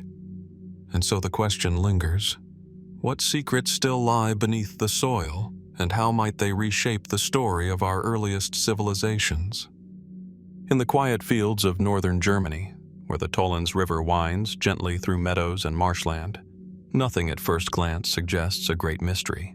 The landscape is serene, the waters slow, the air heavy with the smell of grass and soil. Yet beneath this calm surface lies evidence of a forgotten struggle, an ancient battlefield that has come to light only in recent decades. Here, scattered in the mud of the river valley, archaeologists uncovered thousands of bones, weapons, and fragments of a story that reaches back more than 3,000 years. This is the mystery of the Tollense Valley people, a window into a violent and complex world of Europe's distant Bronze Age. The discovery began in the 1990s, when human bones surfaced from the riverbank, some pierced by arrowheads. What seemed at first an isolated find soon revealed itself as something far greater. Excavations uncovered the remains of hundreds of individuals, most of them young men, their skeletons bearing the unmistakable marks of combat: shattered skulls, broken bones, and embedded weapons. Nearby lay spears, clubs, bronze daggers, and even wooden clubs preserved in the wet earth. Together, they tell of a massive conflict, one that may have involved thousands of warriors fought on this very ground around 1200 BC. The scale is astonishing. Europe of the Bronze Age is often imagined as a world of small villages and scattered tribes, not armies clashing in pitched battles. Yet the Tollense site suggests something far larger and more organized. Some archaeologists estimate that as many as 4,000 combatants may have fought here, a number that rivals battles known from the great civilizations of the Near East. Who were these people capable of mustering such forces, and what were they fighting for? Clues lie in the artifacts. Analysis of the remains shows individuals from diverse regions. Isotopic studies of teeth suggest that some warriors grew up far from northern Germany, possibly in southern Europe or even beyond. This was not simply a clash of local neighbors. It may have been a conflict that drew together groups from across vast distances. Could this battlefield represent one of the earliest known examples of interstate warfare in Europe? Was Tollense a crossroads where trade, migration, and rivalry converged into bloodshed? The strategic importance of the valley adds weight to the idea. The Tollense River lies along a natural corridor, a route linking northern and southern Europe. In the Bronze Age, such routes were lifelines, carrying amber, tin, copper, and other precious goods. Control of these networks may have been worth fighting for. Was the battle fought over trade, territory, or power? Or did it erupt from something less material, alliances, rivalries, or even rituals of warfare that marked the balance between tribes? Yet the story of Tollense is not only one of war, but of society. The presence of bronze weapons, horse gear, and metal ornaments suggests elites with access to wealth and resources. Some skeletons even show signs of healed injuries from earlier battles, implying experienced warriors. This was not a simple skirmish between farmers. It was a clash of trained fighters, organized and equipped. Does this mean that Bronze Age Europe was more hierarchical and militarized than we have assumed? Were there proto-states here, centuries before written history acknowledged them? The unanswered questions invite speculation. Some researchers wonder if the Tollense battle reflects upheavals that swept across Europe around 1200 BC, part of the wider collapse that struck civilizations from Greece to the Near East. Could this obscure battlefield in northern Germany be connected, in some way, to the great disruptions of the late Bronze Age? Others point to oral traditions of migrations and conflicts preserved in later myths. Could echoes of Tollense survive in the heroic tales of Indo-European lore, stories of great wars fought by forgotten ancestors? And then there are the more fringe theories. The sheer scale of the conflict, combined with the presence of outsiders, has fueled ideas that Tollense was not just a battle, but part of a larger cultural or even continental shift. Some imagine migrating peoples colliding with established groups, the seeds of Europe's future identities being sown in blood on this muddy plain. Others suggest ritual dimensions, that Tollense was not simply a war, but a cataclysmic confrontation with spiritual or symbolic meaning now lost to time. Walking the quiet valley today, it is difficult to reconcile the serenity of the landscape with the violence that once unfolded here. The river flows calmly, birds call across the fields, and the bones of warriors lie buried in the earth. Yet the silence carries weight, as if the ground itself remembers. Archaeologists continue to unearth new evidence: shards of weapons, fragments of bone, hints of structures, each adding to the puzzle, none offering a final answer. Why did so many converge on this valley to fight? Was it a decisive moment in the shaping of Bronze Age Europe, or merely one episode in a longer cycle of conflict? How many more battlefields of this scale lie undiscovered beneath Europe's soil, forgotten by time, waiting to be revealed? The Tollense Valley people left no monuments, no written words, no enduring cities. What remains are bones in the mud, silent yet eloquent. They remind us that Europe's prehistory was not only a story of small villages and quiet lives, but of warriors, alliances, and struggles that shaped the course of history long before history was written. And so the question lingers, carried on the river's current. Who were these people, and what drove them to fight in such numbers on the edge of a forgotten world? The Tollense Valley keeps its secrets well, but each discovery draws us closer to understanding a past far more complex and far more mysterious than we ever imagined. On the sun-baked islands and shores of the Persian Gulf, where desert sands meet turquoise waters, traces of an ancient civilization lie hidden beneath the modern bustle of trade and oil. Here, in what is today Bahrain and parts of eastern Arabia, archaeologists have uncovered remnants of the Dilmun Civilization, a society once described in Mesopotamian texts as a land of purity, abundance, and even immortality. For thousands of years, Dilmun has stood at the edge of history and myth, a crossroads between worlds, a place both real and mysterious. The earliest references to Dilmun appear in Sumerian records as far back as the 3rd millennium BC. Clay tablets speak of it as a sacred land, blessed by the gods. It was said to be a place where the raven does not croak, the lion does not kill, the wolf does not snatch the lamb. Such language places Dilmun not only in geography, but in imagination, as an earthly paradise, perhaps even the inspiration for later ideas of Eden. But beyond the poetry of Mesopotamian scribes lies a tangible truth. Dilmun was a thriving civilization, a hub of commerce, and one of the earliest trading empires of the ancient world. Archaeological excavations across Bahrain have revealed sprawling burial mounds, temple ruins, and settlements that flourished between 3000 and 1000 BC. The burial mounds are especially striking, tens of thousands of them dotting the island, their rounded shapes stretching in waves across the desert landscape.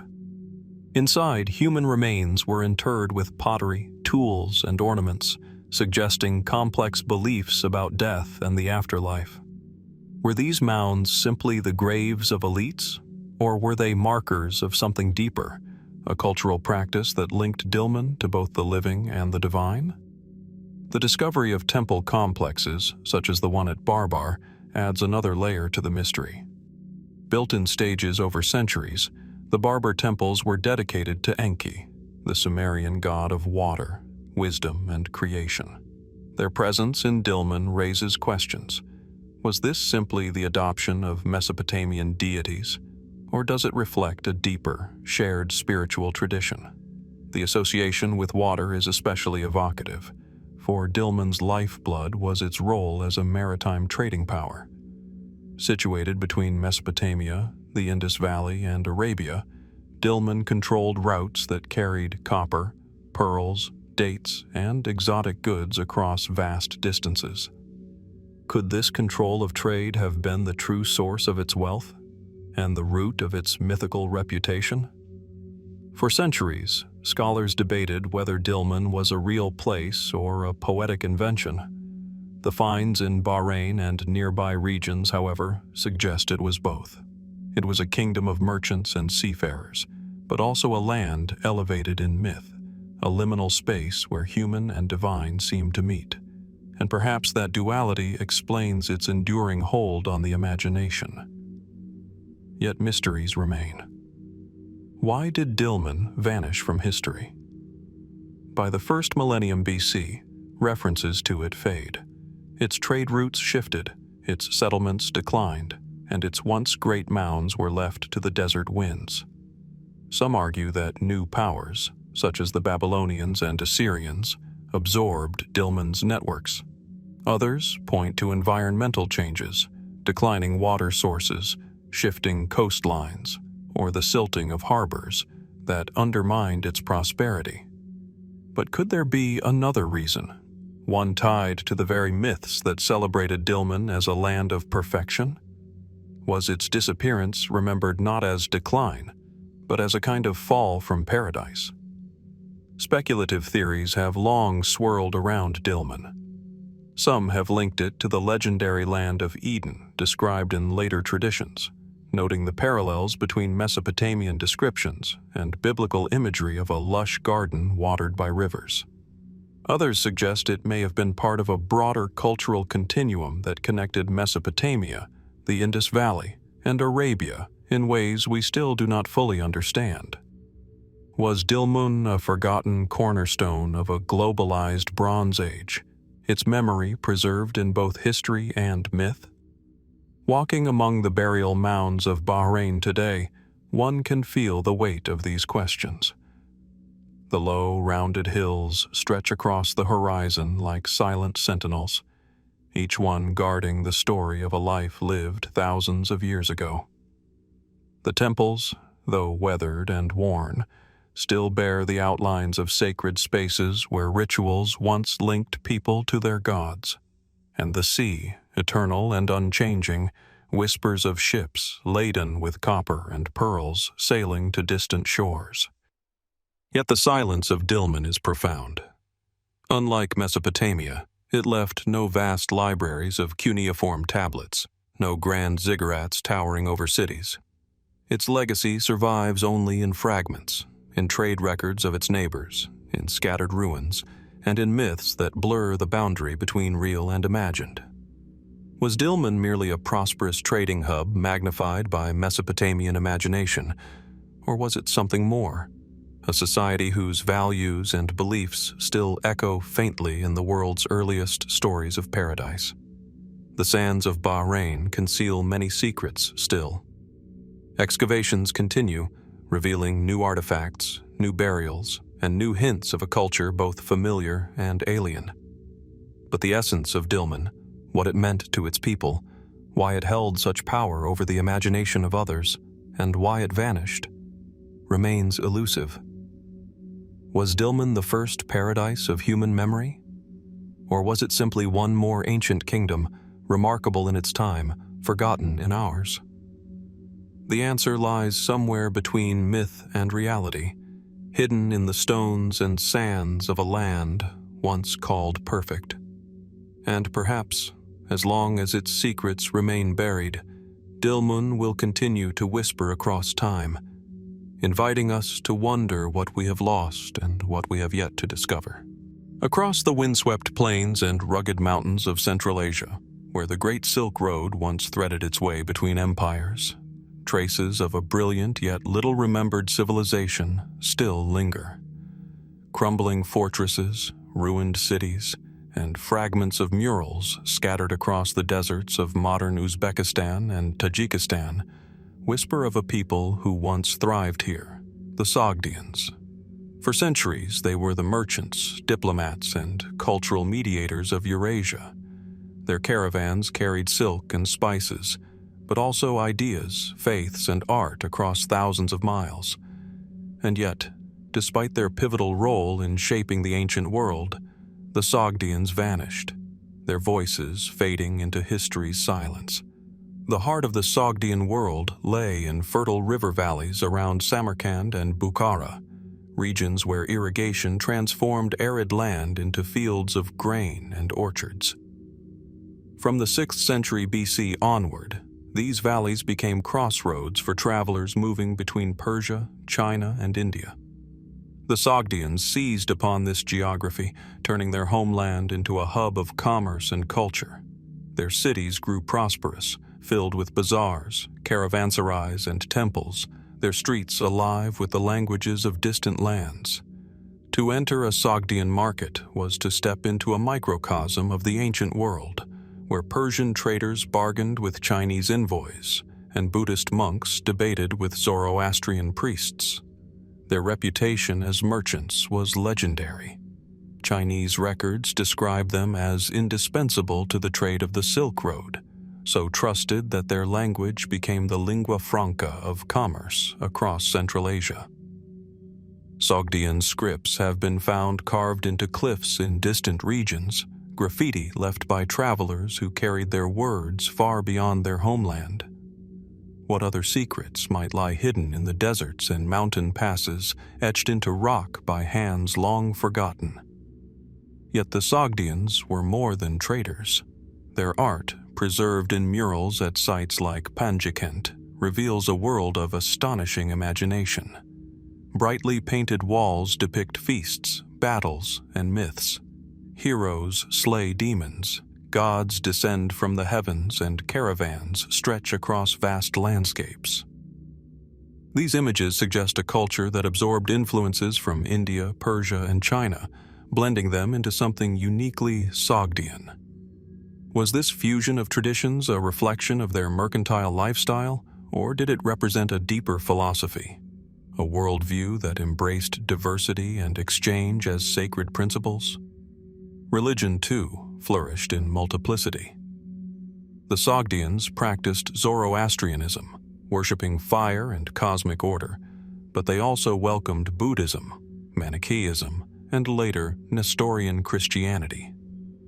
Archaeological evidence shows that temples to different faiths often stood side by side, as if their cities were sanctuaries for all beliefs.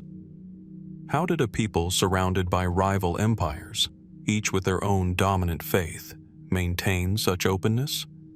Was this tolerance born of pragmatism, or did it reveal something profound about their understanding of the world? Despite their wealth and influence, the Sogdians were not conquerors. Unlike the Persians, Greeks, or Chinese, they left behind no vast empire. Their power lay not in armies, but in connections.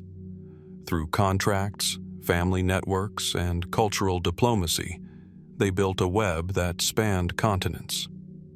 But this reliance on trade made them vulnerable. As the Silk Road shifted, as empires rose and fell, the Sogdians' position weakened. By the 8th century AD, their cities came under the control of expanding Islamic powers, and within a few generations, their distinct identity began to dissolve. Still, mysteries remain. The ruins of Panjikent, with its painted halls and crumbling walls, suggest a city abandoned suddenly, its vibrant life cut short. Why? Was it war, economic collapse, or some deeper cultural shift that extinguished the brilliance of Sogdian civilization? Inscriptions found in China and Mongolia reveal Sogdian names centuries after their homeland had declined, suggesting that their influence lingered long after their political independence was gone. Did the Sogdians truly vanish, or did they transform, merging into new identities across the vast regions they once connected? Speculative theories reach further. Some have suggested that Sogdian myths, carried along the Silk Road, helped shape legends as far away as Europe. Others argue that their art, with its dynamic figures and rich symbolism, influenced later Persian and even Chinese traditions. Could the Sogdians have been silent architects of cultural change, their fingerprints scattered across continents yet unrecognized? Standing among the remnants of their cities today, one is struck by the silence. The desert wind whispers through broken walls, and faded murals peer out from the dust. It is hard to imagine the color and noise that once filled these spaces, the music of lutes and flutes, the bargaining cries of traders, the chants of priests, the laughter of families. All that remains are fragments, and yet those fragments hint at a civilization that was once a beating heart of the ancient world. How many more Sogdian settlements lie undiscovered beneath the soil of Central Asia? What forgotten manuscripts or murals still sleep in desert caves, waiting to reveal the thoughts of these merchants of memory? Were the Sogdians simply traders, or were they philosophers of exchange, shaping a worldview where boundaries dissolved and cultures intertwined? The questions remain, suspended in the silence of the ruins. The Sogdians, who once carried the stories of others across the world, have left their own story half told.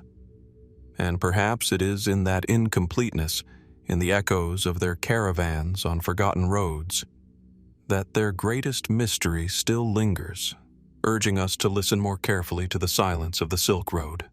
Along the banks of the Nile, far to the south of Egypt's Great Pyramids, the desert gives way to a land scattered with slender, steep-sided pyramids that rise from the sands like silent sentinels.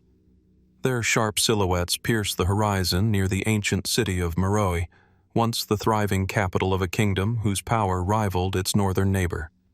This was the heart of the Meroitic Kingdom, a civilization that flourished for nearly 1,000 years, leaving behind monuments, art, and a script that still resists full understanding. The Kingdom of Meroe emerged around 800 BC, succeeding the earlier Kingdom of Kush. From its position in Nubia, modern-day Sudan, it controlled rich trade routes along the Nile, linking sub-Saharan Africa with Egypt and the Mediterranean world. Its people drew wealth from iron smelting, agriculture, and long-distance commerce in ivory, gold, exotic animals, and incense. Greek and Roman writers spoke of this land with both admiration and curiosity, describing powerful queens, strange customs, and formidable armies. Yet much of what we know is seen through the eyes of outsiders. The voices of the Meroitic people themselves remain elusive. Perhaps the greatest mystery of Meroe lies in its writing system. Around 300 BC, the kingdom developed its own script, the Meroitic alphabet, consisting of both hieroglyphic and cursive forms. Inscriptions carved on temples and funerary stelae stand as reminders of a literate and complex society. And yet, despite decades of study, the language remains only partly understood. We can sound out the words, but their meaning often escapes us. Was Meroitic a descendant of the Egyptian tongue, or an entirely separate language born from older Nubian traditions? What stories, histories, or myths lie locked in those undeciphered lines? The architecture of Meroe adds to the intrigue. Its pyramids, numbering over 200, differ markedly from those of Egypt. Smaller and steeper, many are adorned with chapels decorated in a fusion of Egyptian, Greco-Roman, and indigenous Nubian motifs. Reliefs show rulers presenting offerings to gods, warriors in elaborate attire, and queens crowned with regalia unique to this land. These queens, known as kandakes, played a remarkable role in Meroitic politics, some ruling in their own right, others leading armies into battle. One kandake, Amanirenas, famously confronted the Romans after Augustus attempted to expand his empire southward. Roman sources recall her as fierce and commanding, her resistance so strong that Rome eventually negotiated peace. But beyond the political triumphs and monuments lies a deeper mystery. What was the worldview of the Meroitic people? Their art suggests a pantheon blending Egyptian deities like Amun and Isis with distinctly Nubian gods, such as Apetimak, the lion-headed warrior deity. Temples dedicated to Apetimak stand as testaments to a culture that adapted foreign symbols while preserving its own identity. Was this syncretism a deliberate political strategy, a spiritual evolution, or both? Meroe was also an industrial center. Archaeologists have uncovered vast slag heaps, evidence of intensive iron production that earned the kingdom the name the Birmingham of Africa. Blacksmiths worked near the Nile, forging tools and weapons that sustained both economy and military. Did this technological strength contribute to their ability to resist powerful neighbors? Or was the demand for timber to fuel smelters one of the causes of the kingdom's eventual decline, as deforestation strained the land? By the 4th century AD, Meroe began to falter. Trade routes shifted, political rivals emerged, and the once thriving kingdom weakened. In time, the rising power of Aksum to the southeast overshadowed it, and by around 350 AD, the Meroitic Kingdom collapsed. Yet unlike Egypt, whose legacy was preserved in Greek and Roman writings, or Mesopotamia, remembered in biblical texts, Meroe slipped into obscurity. Its pyramids were left to the sand, its script unread, its culture half forgotten. Why did such a long-lasting kingdom leave behind so few echoes in the memory of the world? Was it merely the fate of geography, or is there more still hidden beneath the Sudanese desert? Speculation surrounds the mysteries of Meroe. Some wonder if its undeciphered texts hold not only the kingdom's history, but also glimpses of knowledge lost to time, mythologies, philosophies, or even scientific insights erased by centuries of silence. Others see in the prominence of its queens a unique form of governance, perhaps suggesting that gender roles in Meroitic society were different from those in most ancient states. Could this have shaped the stability and resilience of their civilization? And then there are the whispers of connections further afield. Did Meroe, with its control of African trade, play a role in transmitting goods and ideas between sub-Saharan Africa and the wider Mediterranean? Could traces of its influence be hidden in places we have yet to recognize? In artistic motifs, technologies, or oral traditions carried far from the Nile Valley? Standing among the pyramids of Meroe today, the silence is palpable. The desert wind whistles through broken chapels, and the stones, weathered but enduring, seem to hold back their secrets. Each undeciphered inscription, each unexcavated temple, is a reminder of how much remains unknown. Who were the Meroitic people truly? What stories did they tell? What songs did they sing? What wisdom did they pass down through generations that we can no longer hear? Were they simply heirs to Egypt's legacy, or a distinct civilization whose achievements remain underappreciated? And what truths might still lie buried beneath the sands, waiting for discovery? The Meroitic Kingdom lingers as both presence and absence, its monuments visible, its meaning obscured. It leaves us with a haunting question. How many more great civilizations have been lost to time? Their voices silenced, their stories untold, their legacy waiting in the dust for us to rediscover. Amid the rocky hills and winding rivers of southern India, the ruins of a once great city stretch across the landscape. Giant boulders tower above fields of stone temples, pillared halls, and collapsed marketplaces. Here, scattered across the plains of Hampi, lie the remains of Vijayanagara, the city of victory. From the 14th to the 16th centuries, it stood as the capital of a powerful empire, dazzling visitors with its wealth, artistry, and innovation. Today, its stones remain silent, but they whisper of a civilization whose rise and fall still stirs questions and wonder. The empire of Vijayanagara emerged around 1336 AD, founded by brothers Harihara and Bukka, who sought to unify the fragmented kingdoms of southern India. Their capital soon grew into one of the largest cities in the world of its time. Travelers from Persia, Portugal, and beyond marveled at its scale. They described markets overflowing with silks, jewels, and spices, processions of elephants adorned in gold, and temples that shimmered with carved detail.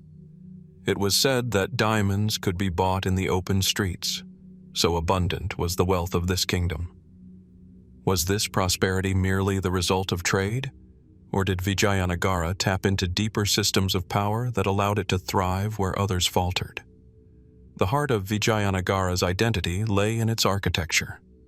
The ruins of Hampi reveal a city that combined artistry with functionality on a monumental scale.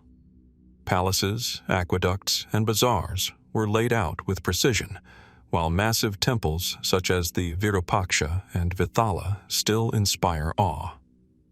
The stone chariot of the Vithala temple, carved with extraordinary detail, seems almost ready to move, while the temple's musical pillars, when struck, once resonated with tones like instruments.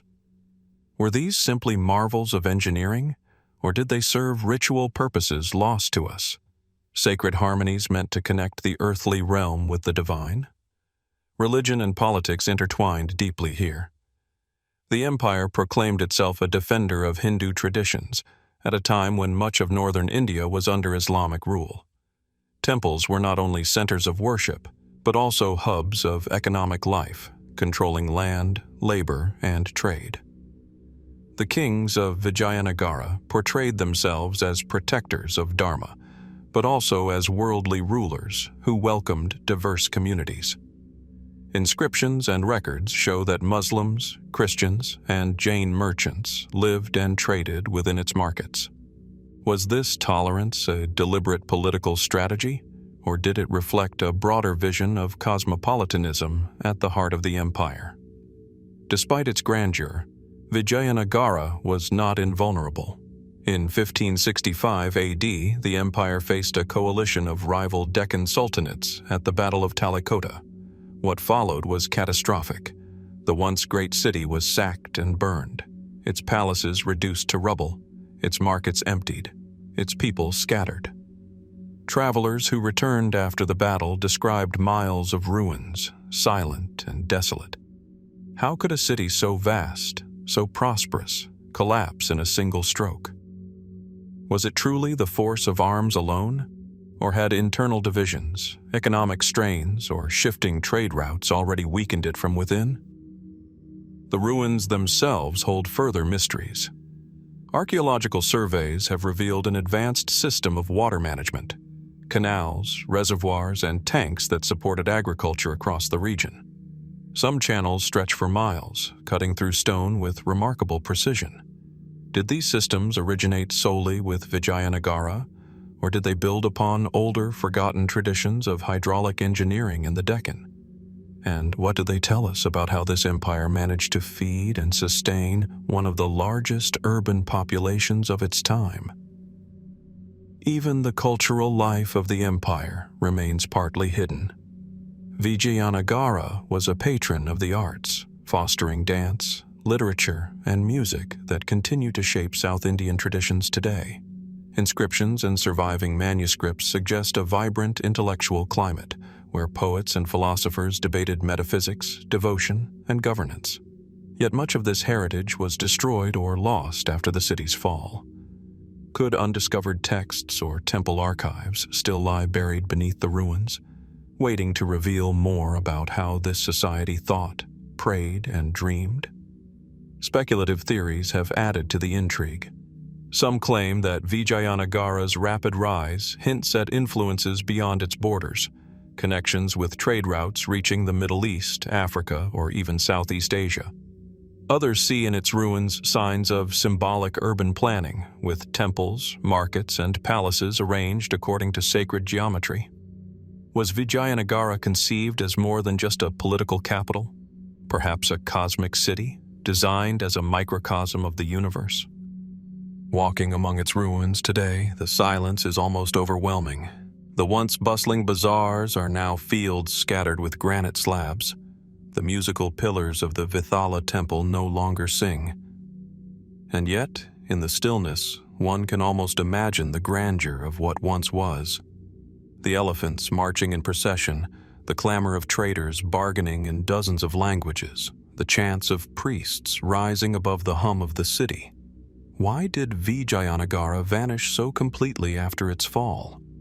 Was it destroyed so thoroughly that recovery was impossible, or did its people carry fragments of its culture into the villages and cities that followed? How much of its story is still hidden in the unexcavated stretches of Hampi beneath the soil, waiting to be rediscovered?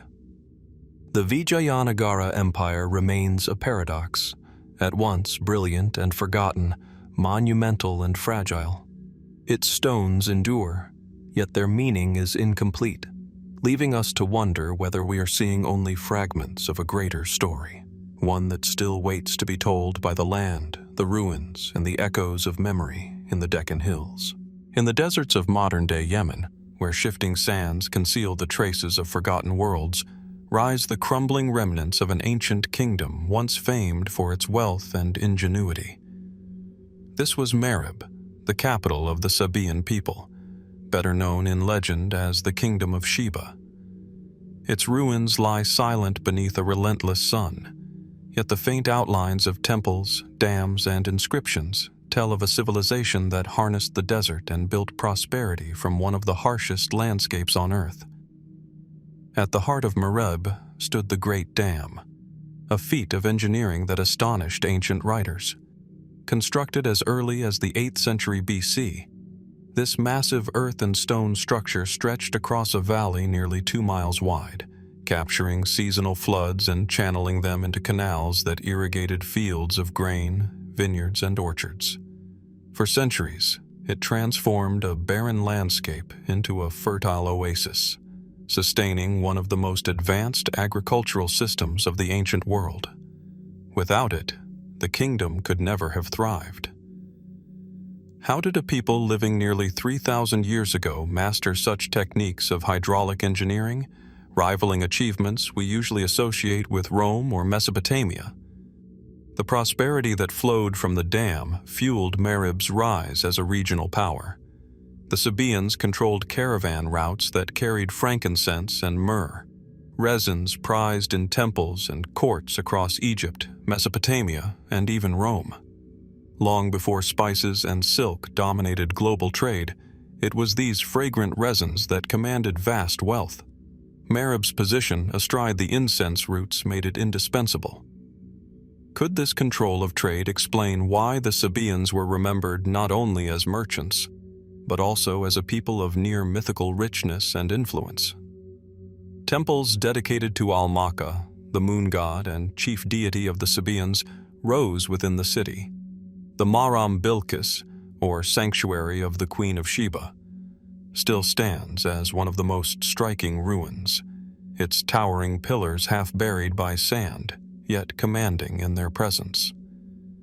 Were these temples simply places of worship, or did they serve as centers of administration, linking religion with the governance of trade and agriculture? And what role did women play in this society, given that later traditions remember a queen ruling here with wisdom and authority?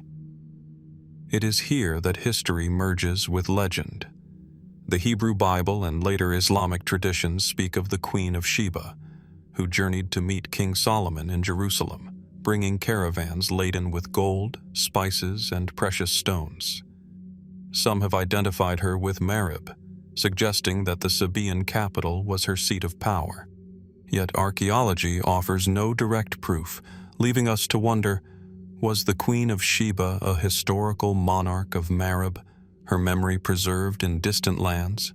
Or is she a symbolic figure, embodying the wealth and allure of a kingdom that once seemed to touch the divine? Even the decline of Marib is shrouded in mystery. By the 6th century AD, after more than a millennium of prosperity, the Great Dam began to fail.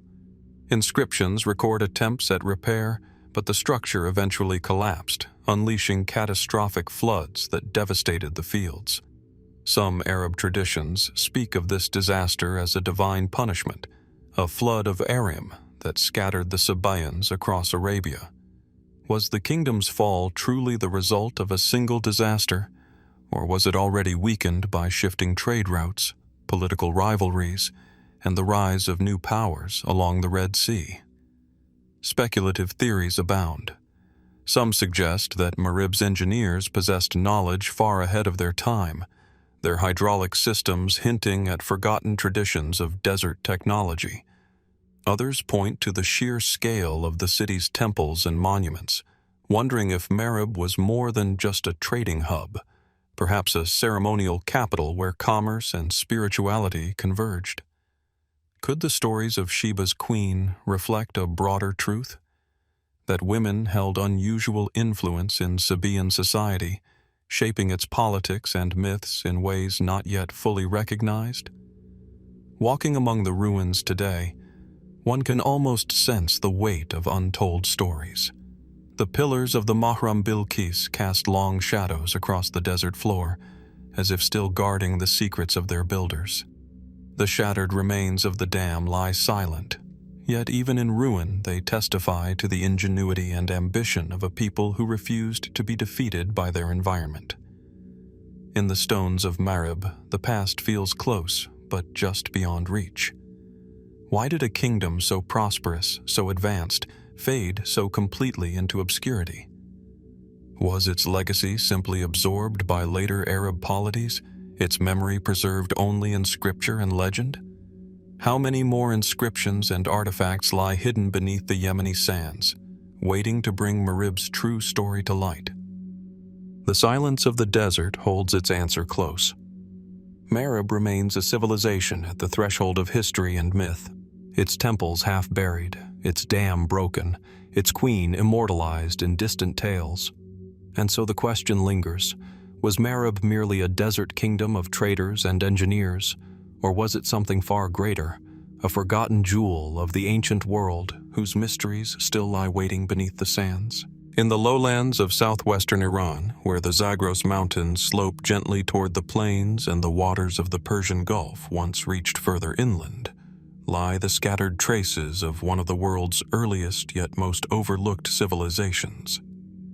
Here, amid the ruins of Susa and Anshan, the Elamites forged a kingdom that endured for over 2 millennia. Their monuments, inscriptions, and artifacts speak of a people both connected to and distinct from their Mesopotamian neighbors. But despite their longevity, the Elamites remain enigmatic, an ancient civilization overshadowed by the more familiar narratives of Sumer, Akkad, and Babylon. The city of Susa, founded around 4000 BC, became the beating heart of Elamite power. Excavations have revealed monumental palaces adorned with intricate wall reliefs and decorated bricks, along with administrative tablets written in cuneiform. The Elamites adopted writing systems from Mesopotamia, but also developed their own unique script, still imperfectly understood today. What does it mean that a people so close to Mesopotamia, both geographically and culturally, chose to create their own language of power? Were they asserting independence from their powerful neighbors, or did their script preserve traditions rooted even deeper in time? Elamite art and architecture stand out for their blend of influences and originality. Bronze statues, finely crafted jewelry, and detailed carvings depict both human figures and deities. One famous artifact, the statue of Queen Napir-Asu, wife of a 14th century BC Elamite king, weighs nearly 2 tons of solid bronze. Inscribed upon it are curses against anyone who dares defile her likeness. What does this imposing monument tell us about the role of women in Elamite society? Were queens such as Napir-Asu more than consorts, perhaps wielding power in their own right? Religion in Elam remains equally complex. They worshipped a pantheon of gods, some familiar to Mesopotamia, Inshushinak, the protector of Susa, and Kiririsha, a mother goddess, among others. Temples at Choga Zanbil, one of the best preserved ziggurats outside Mesopotamia, rise as testaments to their devotion. Built around 12 and 50 BC by King Untash-Naparisha, the ziggurat was dedicated to multiple deities, suggesting a deliberate attempt to unify diverse religious traditions under a single monumental structure. Was this a political act of centralization, or a spiritual effort to harmonize competing cults within their kingdom? The Elamites were both rivals and allies of Mesopotamia. They fought wars with Akkadian kings, captured Babylonian monarchs, and at times ruled over parts of Mesopotamia itself. Yet they were also deeply intertwined through trade, diplomacy, and cultural exchange. Their armies once carried away the sacred statue of Marduk from Babylon, a humiliation remembered in Mesopotamian chronicles for centuries. To the Babylonians, the Elamites were both feared and despised, portrayed as outsiders from the highlands. But were they truly outsiders, or simply another branch of the same broader tapestry of early Near Eastern civilization, different only in the stories later written about them? One of the greatest mysteries of the Elamites lies in their language. Known as Elamite, it resists easy classification. Unlike Sumerian, it is not considered a language isolate, nor does it fit comfortably into the Semitic or Indo-European families. Scholars debate whether it represents a remnant of older linguistic traditions that once stretched across the ancient Near East. Could the Elamite tongue be a survival of a lost family of languages, hinting at civilizations erased before history began? What voices remain locked away in inscriptions we have yet to fully decipher? By the first millennium BC, the Elamite world began to decline. Assyrian campaigns devastated their cities, and eventually, Elam was absorbed into the rising Persian Empire under Cyrus the Great. Ironically, the Persians adopted much from Elamite administration, even using the Elamite language for some of their imperial records. In this way, the Elamites lived on, woven invisibly into the foundations of later empires. But the civilization itself faded, its independent identity dissolved, its memory obscured. Why, after thousands of years of resilience, did the Elamites vanish so completely? Was it merely conquest and assimilation, or did deeper changes in trade, climate, and population shifts hasten their end? Speculative theories add another layer of intrigue. Some suggest that the Elamites, with their distinctive language and customs, may represent a surviving fragment of humanity's earliest urban experiments, an echo of civilizations predating Sumer. Others have drawn attention to the unusual prominence of women in their society, pointing to inscriptions, statues, and records that hint at queens playing central roles. Could the Elamites have preserved social structures different from the patriarchal systems that dominated much of the ancient world? Standing at Chogha today, as the sun sets over its stepped terraces, one cannot help but feel the weight of unanswered questions. The ziggurat looms against the sky, its bricks weathered yet enduring, a silent reminder of a people whose voice we still struggle to hear. The ruins of Susa, too, tell only fragments of the story. Palaces buried beneath later empires, artifacts removed and scattered to distant museums. The Elamites remain present, yet absent. Visible, yet elusive. Who were the Elamites truly? Were they pioneers of civilization in their own right, or an extension of the Mesopotamian world seen through a different lens? What secrets lie hidden in their undeciphered inscriptions, their unexcavated ruins, their forgotten stories? And how much of their legacy, absorbed into Persia and carried forward through empire, still lingers unseen in the fabric of our shared history?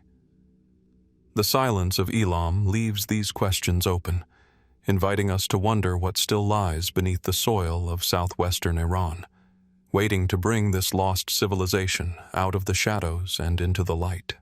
In the rugged highlands of central Anatolia, long before the rise of the Hittites, a mysterious people built their world. Their cities spread across fertile valleys, their temples rose with stone and timber, and their rituals were carried out beneath skies they believed alive with gods. These were the Hattians, an ancient people whose civilization flourished in what is now Turkey, and whose presence lingers like a faint shadow behind the cultures that followed. Their name survives only through the records of others, yet their influence is etched into the very foundations of Anatolian history. The Hattians thrived during the 3rd millennium BC, centuries before Indo-European speakers such as the Hittites swept into the region. Their principal city was Hattusa, a settlement that would later become the capital of the Hittite Empire. Archaeological remains suggest that the Hattians built organized urban centers with fortifications, granaries, and temples serving as the heart of their society. Clay figurines, bronze artifacts, and elaborate drinking vessels unearthed from their settlements reveal a people both practical and deeply spiritual. But how much of their story lies hidden behind the later layers of history? Central to Hattian life was their religion, a complex web of deities tied to natural forces. Storm gods and mother goddesses dominated their pantheon, reflecting a worldview rooted in fertility, agriculture, and the unpredictability of the elements. Ritual vessels shaped like bulls and deer, often found in temples, suggest ceremonies intended to bind human survival to divine favor. Unlike the structured state religions of Mesopotamia or Egypt, Hattian beliefs appear more localized, with each community venerating its own manifestations of divine powers. Could this diffuse system of worship explain why the Hattians left behind no grand empire, yet influenced those who conquered them so profoundly? By the early 2nd millennium BC, Indo-European peoples moved into Anatolia. Among them were the Hittites, who absorbed and adapted the Hattian culture they encountered. In fact, the very name Hatti, originally belonging to the Hattians, was adopted by the Hittites for their kingdom. Even the Hittite pantheon carried echoes of Hattian gods, suggesting not conquest alone, but integration. What does it mean that a people remembered only through the words of others could shape the identity of one of the Near East's greatest empires? Were the Hattians quietly absorbed, their traditions carried forward in disguise, or were they erased, their legacy preserved only in fragments? Language adds another layer of mystery. The Hattian tongue, preserved in glosses and ritual texts copied by Hittite scribes, stands apart from Indo-European and Semitic families. Scholars classify it as a language isolate, with no known relatives. Was Hattian a remnant of a much older linguistic landscape, perhaps stretching back to the earliest agricultural societies of Anatolia? If so, might it hold echoes of humanity's first experiments with organized life, traces of voices older than recorded history itself? The archaeological record is tantalizing but incomplete. The remains of ritual objects suggest a rich ceremonial life, but without extensive inscriptions, their meanings remain speculative. Did the Hattians develop myths that later evolved into the stories of the Hittites and beyond? Could elements of their traditions, transmitted through layers of cultural borrowing, still resonate in the folk beliefs of Anatolia today? Speculative theories go further. Some suggest that the Hattians, with their language isolate and deep roots in Anatolia, may represent one of the last visible remnants of pre-Indo-European Europe. Could they be connected, however distantly, to the builders of megalithic sites across the continent? Or to other lost peoples who left their marks in stone but not in words? Others see in their storm god worship parallels to broader Indo-European traditions, raising the possibility of cultural exchange long before formal conquest. Were the Hattians a bridge between worlds, mediating between the old and the new? The silence of their disappearance deepens the mystery. By the middle of the 2nd millennium BC, the Hattians had largely vanished as a distinct people. Their cities were absorbed into the Hittite state, their gods incorporated into foreign pantheons, their language remembered only in ritual fragments. Did they dissolve gradually through intermarriage and assimilation, or was their disappearance more abrupt, swept away by waves of migration and conflict? And why, after centuries of presence, did their name survive only as a borrowed identity, their own story lost to time? Standing among the ruins of Hattusa today, one is struck by the layers of history. Massive Hittite walls encircle the city, but beneath them lie older traces, stones and foundations that once belonged to the Hattians. The wind whistles through the high plateau, carrying with it the imagined voices of a people we can barely reconstruct. They are remembered not by their own words, but by those who succeeded them, their identity preserved in echoes and fragments. Who were the Hattians, truly? Were they pioneers of Anatolia's first cities, or heirs of an even older tradition we have yet to uncover? What hidden truths lie beneath the soil, waiting in unexcavated temples and buried archives? And how many other civilizations, like the Hattians, shaped history only to vanish into silence, leaving us to puzzle over their faint and fading traces. The story of the Hattians is a reminder that not all legacies are written in clear lines. Some linger as shadows behind the monuments of others, urging us to listen closely to the stones, the artifacts, and the silences that speak of civilizations the world has nearly forgotten. In the dry plains of Gujarat, India, where the Sabarmati River once flowed toward the Arabian Sea, lies a cluster of ancient ruins. Low mounds of brick and stone stretch across the ground, their forms weathered by millennia. To the casual eye, they may appear unremarkable, but these are the remains of Lothal, one of the great urban centers of the Indus Valley Civilization. Nearly 4,500 years ago, this site was alive with the hum of trade, the precision of craftsmanship, and the rhythm of a society whose sophistication still challenges our assumptions about the ancient world. What sets Lothal apart from other Indus cities like Harappa and Mohenjo-Daro is its deep connection to the sea. Here, archaeologists uncovered what many believe to be the world's earliest known dockyard, a massive basin built of kiln-fired bricks, capable of holding ships and regulating water through a network of channels. Was this truly a dock designed for maritime trade, or was it a reservoir for irrigation and flood control? The debate continues, but either possibility suggests advanced engineering and a society highly attuned to its environment. How could a people living in the 3rd millennium BC have mastered hydrology and construction on such a scale? Evidence suggests that Lothal was a bustling hub of commerce. Beads of carnelian, shell, and semi-precious stones, crafted with astonishing precision, have been found in abundance. The city's bead-making workshops were world-renowned, exporting their goods as far as Mesopotamia. Tiny etched seals, used perhaps for trade or administration, reveal a script we still cannot decipher, alongside images of animals and symbols rich with meaning. Was the undeciphered Indus script a form of accounting, religious invocation, or something else entirely? How many stories of merchants, artisans, and rulers remain locked within those silent marks? The city itself was meticulously planned. Straight streets, drainage systems, and standardized brick sizes speak of an urban order that rivals later civilizations. Houses contained private baths and wells, and wide platforms may have been used for civic or ceremonial purposes. Even more intriguing are the remains of a structure some call the warehouse, a raised platform divided into cubicle units, perhaps for storing goods awaiting shipment. Was Lothal a center of international trade, its warehouses filled with treasures destined for far-off lands?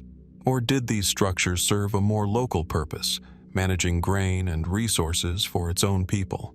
Yet, as with so many ancient civilizations, questions outweigh answers. The decline of Lothal remains mysterious. Around 1900 BC, the Indus Valley Civilization entered a period of collapse. Shifting river patterns may have cut Lothal off from the sea, silting up its supposed dockyard and strangling its lifeline of trade. Floods ravaged the city, leaving thick layers of silt. Some scholars suggest that tectonic shifts altered the course of rivers, while others point to broader climatic changes. Was Lothal simply a victim of environmental catastrophe, or were there deeper social and economic fractures that hastened its fall? Speculative theories push further. Some imagine that the Indus cities, including Lothal, may have been part of a vast interconnected network stretching far beyond South Asia. Artifacts from Mesopotamia hint at direct trade contacts, suggesting that merchants from Lothal may have sailed the seas, carrying beads, gems, and cotton textiles to distant shores. Could Lothal represent not just a regional port, but one of the earliest nodes of global trade? And if so, what other links might have existed that archaeology has yet to uncover? Even the cultural life of Lothal invites curiosity. The seals and figurines suggest religious practices, but without texts. their beliefs remain obscure.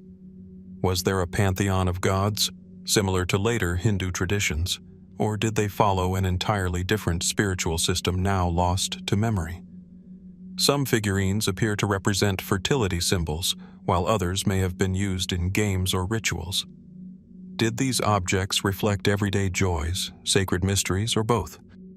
Walking across Lothal today, the silence of the ruins is profound. The outlines of the dockyard still remain, its brick walls rising faintly from the earth, whispering of ships that may have once floated there. The bead-making shops lie abandoned, their furnaces cold for thousands of years. Yet one can almost hear the echoes, the ringing of chisels on stone beads, the calls of traders, the creak of ships laden with goods. Why, then, did such a sophisticated city vanish so completely from human memory, its story only rediscovered in the 20th century? Was its decline sudden, brought on by disaster, or gradual as trade routes shifted and waters receded? How much more lies buried beneath the soil of Gujarat, waiting to reveal the full extent of this city's role in the ancient world? The unanswered questions leave us with a haunting sense of incompleteness. Lothal was clearly more than just another Indus settlement. It was a place where technology, trade, and belief intersected in remarkable ways. Yet its voice remains silent, its script undeciphered, its meaning only guessed at. And so, as the sun sets over the flat plains, casting long shadows across the ruins, one cannot help but wonder, what secrets of Lothal are still hidden in the earth, and what might they tell us about humanity's earliest experiments with global connection, urban life, and the eternal struggle to master land and sea? On the arid plains of Balochistan in present-day Pakistan, nestled at the foot of the Bolan Pass, lies a cluster of ancient mounds, quiet, unassuming, and weathered by time. At first glance, they appear little more than the scars of wind and dust.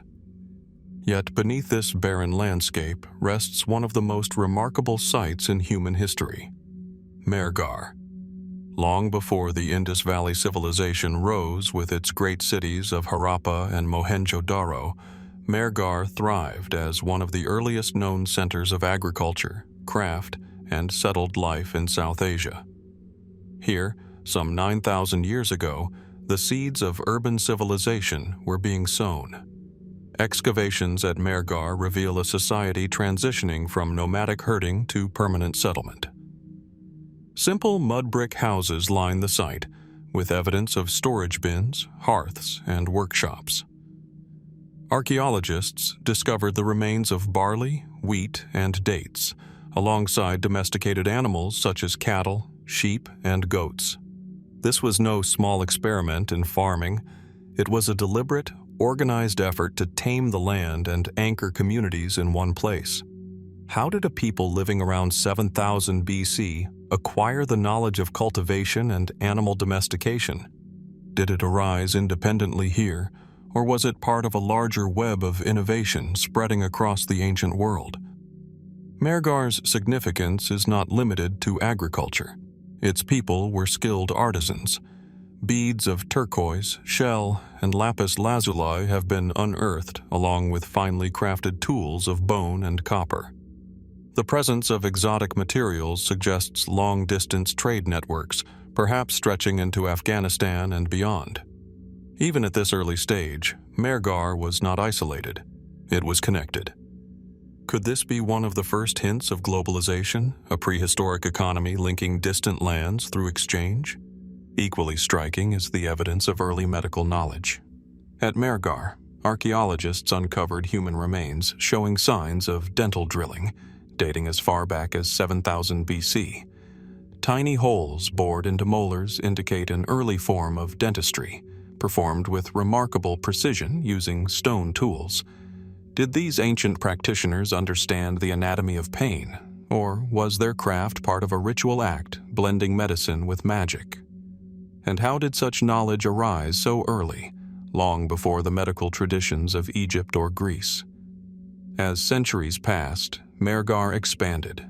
By around 4000 BC, large storage facilities and craft workshops dominated the settlement. Pottery grew more sophisticated, painted with geometric motifs. Copper tools became more common, hinting at advances in metallurgy. This was no longer just a farming village. It was an evolving society with specialization, hierarchy, and cultural expression. Could Mehrgarh have been the direct precursor to the great Indus cities, a stepping stone on the path to urbanization? Or was it one of several parallel experiments in civilization whose lessons spread far and wide? And yet, despite its achievements, Mehrgarh remains shrouded in uncertainty.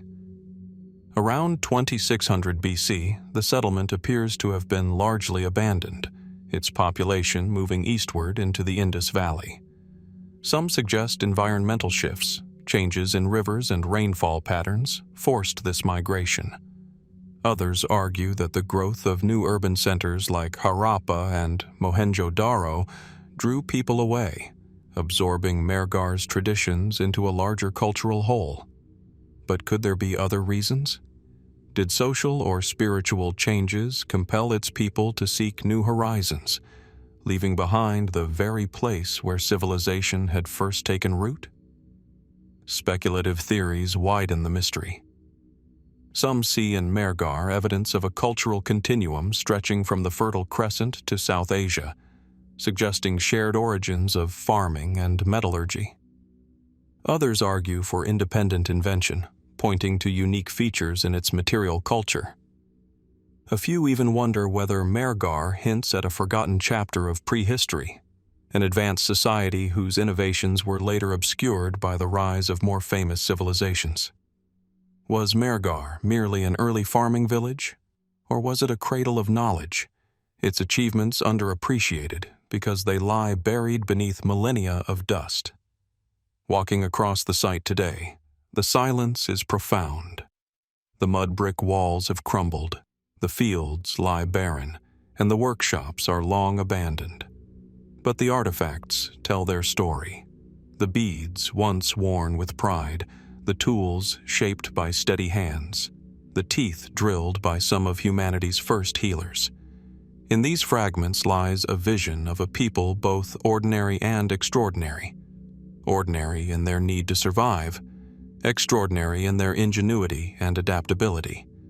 Why then has Mehrgarh remained so little known, overshadowed by the later splendor of the Indus Valley civilization? Perhaps because it does not fit neatly into our narratives of cities and kings, writing and empire. It is older, quieter, more elusive. But in its quiet, it speaks volumes about humanity's earliest steps toward the world we know today. The story of Mehrgarh lingers as an open question. Were its people the true ancestors of the Indus Valley urbanites, carrying forward their traditions of farming, craft, and trade? Or was it a separate strand of civilization whose influence extended far beyond what we can yet see? How much still lies buried beneath its mounds, waiting to reveal the full depth of its contribution to human history? In the dust of Mehrgarh, the past feels close, yet incomplete. And it leaves us with a haunting thought. How many other beginnings of civilization remain hidden, waiting silently beneath the earth, their stories untold? Along the arid southern coast of Peru, where the desert meets the Pacific Ocean in stark, unforgiving contrast, lies the faint footprint of a people whose lives unfolded in a fragile balance between sea and sand. Here, in the fertile valleys carved by rivers that descend from the Andes, the Chiribaya Civilization once thrived.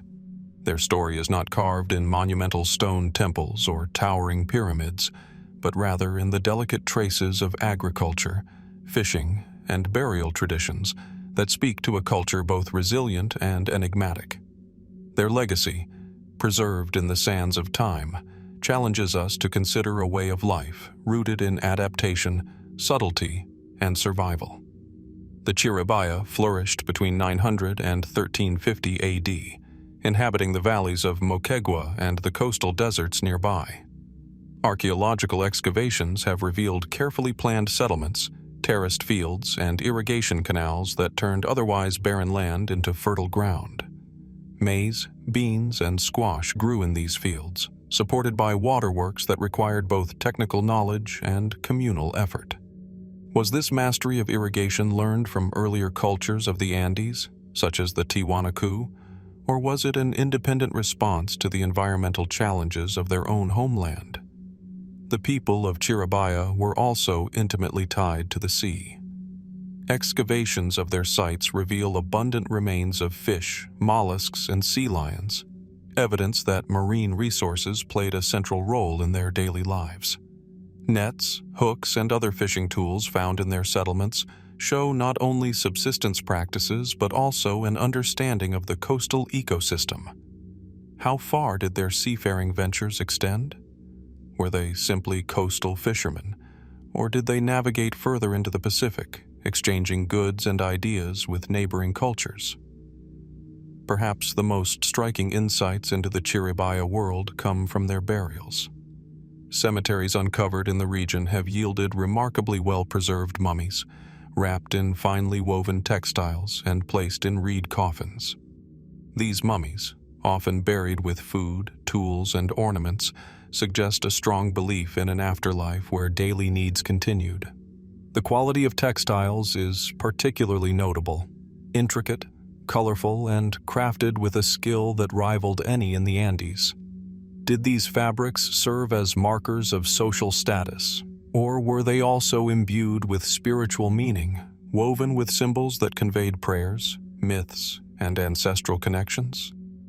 Among these burials, archaeologists have found mummified dogs, buried with the same care as humans. These Chiribaya dogs, a distinct breed, are thought to have been companions, guardians, and perhaps even spiritual guides. Their inclusion in graves hints at a worldview where animals were not merely utilitarian but integral to the human journey between worlds. What role did these animals truly play in Chiribaya society? Were they protectors of the living, or guides for the dead traveling into the unknown? Material culture offers further glimpses of this civilization. Chiribaya pottery, though less grandiose than that of their contemporaries, reflects everyday life. Fish, llamas, and geometric designs appear frequently. The ceramics may not astonish with monumental artistry, but they tell a story of practicality, symbolism, and connection to environment. Their metalwork, too, shows evidence of copper tools and ornaments, linking them to broader Andean metallurgical traditions. Were these artistic choices shaped by resource availability, or did they reflect deeper cultural values, prioritizing function and community over display? The fate of the Chiribaya remains uncertain. By the 14th century, their distinct culture seems to have disappeared, absorbed into larger Andean polities such as the powerful Inca Empire. Some scholars suggest climate fluctuations, such as the periodic El Niño events, disrupted their delicate balance of agriculture and fishing, straining their ability to survive independently. Others argue that their integration into expanding empires was gradual, their traditions carried forward but overshadowed by new rulers. Could their disappearance have been less a collapse and more a transformation, their identity woven into the larger tapestry of Andean civilization? Speculative theories attempt to probe further into their mysteries. The meticulous care given to burials has led some to suggest that the Chiribaya possessed complex spiritual philosophies that emphasized continuity between life and death. Others propose that their irrigation and agricultural systems reflect knowledge of cycles of drought and flood, passed down through generations. Did they possess an environmental awareness that modern societies could still learn from? Or did their reliance on both land and sea make them uniquely vulnerable to changes beyond their control? Walking through the dry valleys of Moquegua today, the silence of the desert is broken only by the wind and the distant rush of rivers carving through the sand. Beneath this landscape lie the remains of a civilization whose story is pieced together through textiles, tools, and the preserved forms of those who lived here. unlike the monumental ruins of Machu Picchu or the Nazca lines etched into the desert. The Chiribaya legacy whispers rather than shouts, preserved not in stone but in the fragile fibers of cloth, the faint outlines of fields, and the enduring companionship of their dogs. Who were the Chiribaya, truly? Were they a modest coastal people whose resilience kept them alive on the margins of larger empires? Or were they custodians of knowledge about land, sea, and spirit that we have yet to fully grasp? What other secrets lie beneath the sands, waiting to tell us more about their rituals, their connections, and their fate? In the stillness of their desert valleys, the Chiribaya remain both visible and invisible, present in their mummies and artifacts, yet absent from the grand narratives of history. Their mystery invites us to listen more carefully, to see beyond the monuments, and to recognize that even civilizations without towering stone walls may hold profound lessons about humanity's enduring struggle to survive, adapt, and believe. On the sun-baked slopes of Tenerife, where volcanic rock juts out in stark contrast against the Atlantic horizon, stands an enigmatic stone monument, the idol of Zanata. Carved into a compact basalt figure, its stylized form, part human, part animal, gazes into the distance with an expression that seems both timeless and unknowable. Discovered in the 20th century, this idol is more than an artifact. It is a keyhole into a culture known only in fragments, a people once called the Zanata, whose name survives faintly through oral traditions and scattered historical references. Who were they? And what role did they play in the ancient story of the Canary Islands? The Zanata are believed to have been one of the indigenous Berber-descended groups who inhabited the Canary Islands long before European conquest. Their presence, tied linguistically and culturally to North Africa, suggests deep connections across the waters of the Atlantic. But were they migrants who crossed the sea in simple reed boats, guided by winds and currents? Or did they represent an even older human dispersal, a forgotten wave of settlement reaching into the islands from lands we can no longer trace? The idol of Zanata itself provokes questions that remain unanswered. Its abstract design, with exaggerated features and no clear parallels in known Berber or Mediterranean traditions, stands as a puzzle. Was it a deity, a totem, or a representation of ancestors? Some scholars suggest it was linked to fertility rites, while others see in its hybrid features a symbolic union of human and natural forces. Could this enigmatic statue point to a spiritual worldview unique to the Canary Archipelago, shaped by its isolation yet influenced by the broader networks of the ancient world?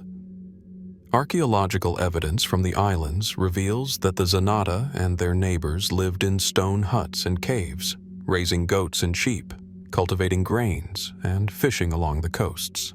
They crafted simple tools of bone and stone, alongside pottery decorated with geometric designs.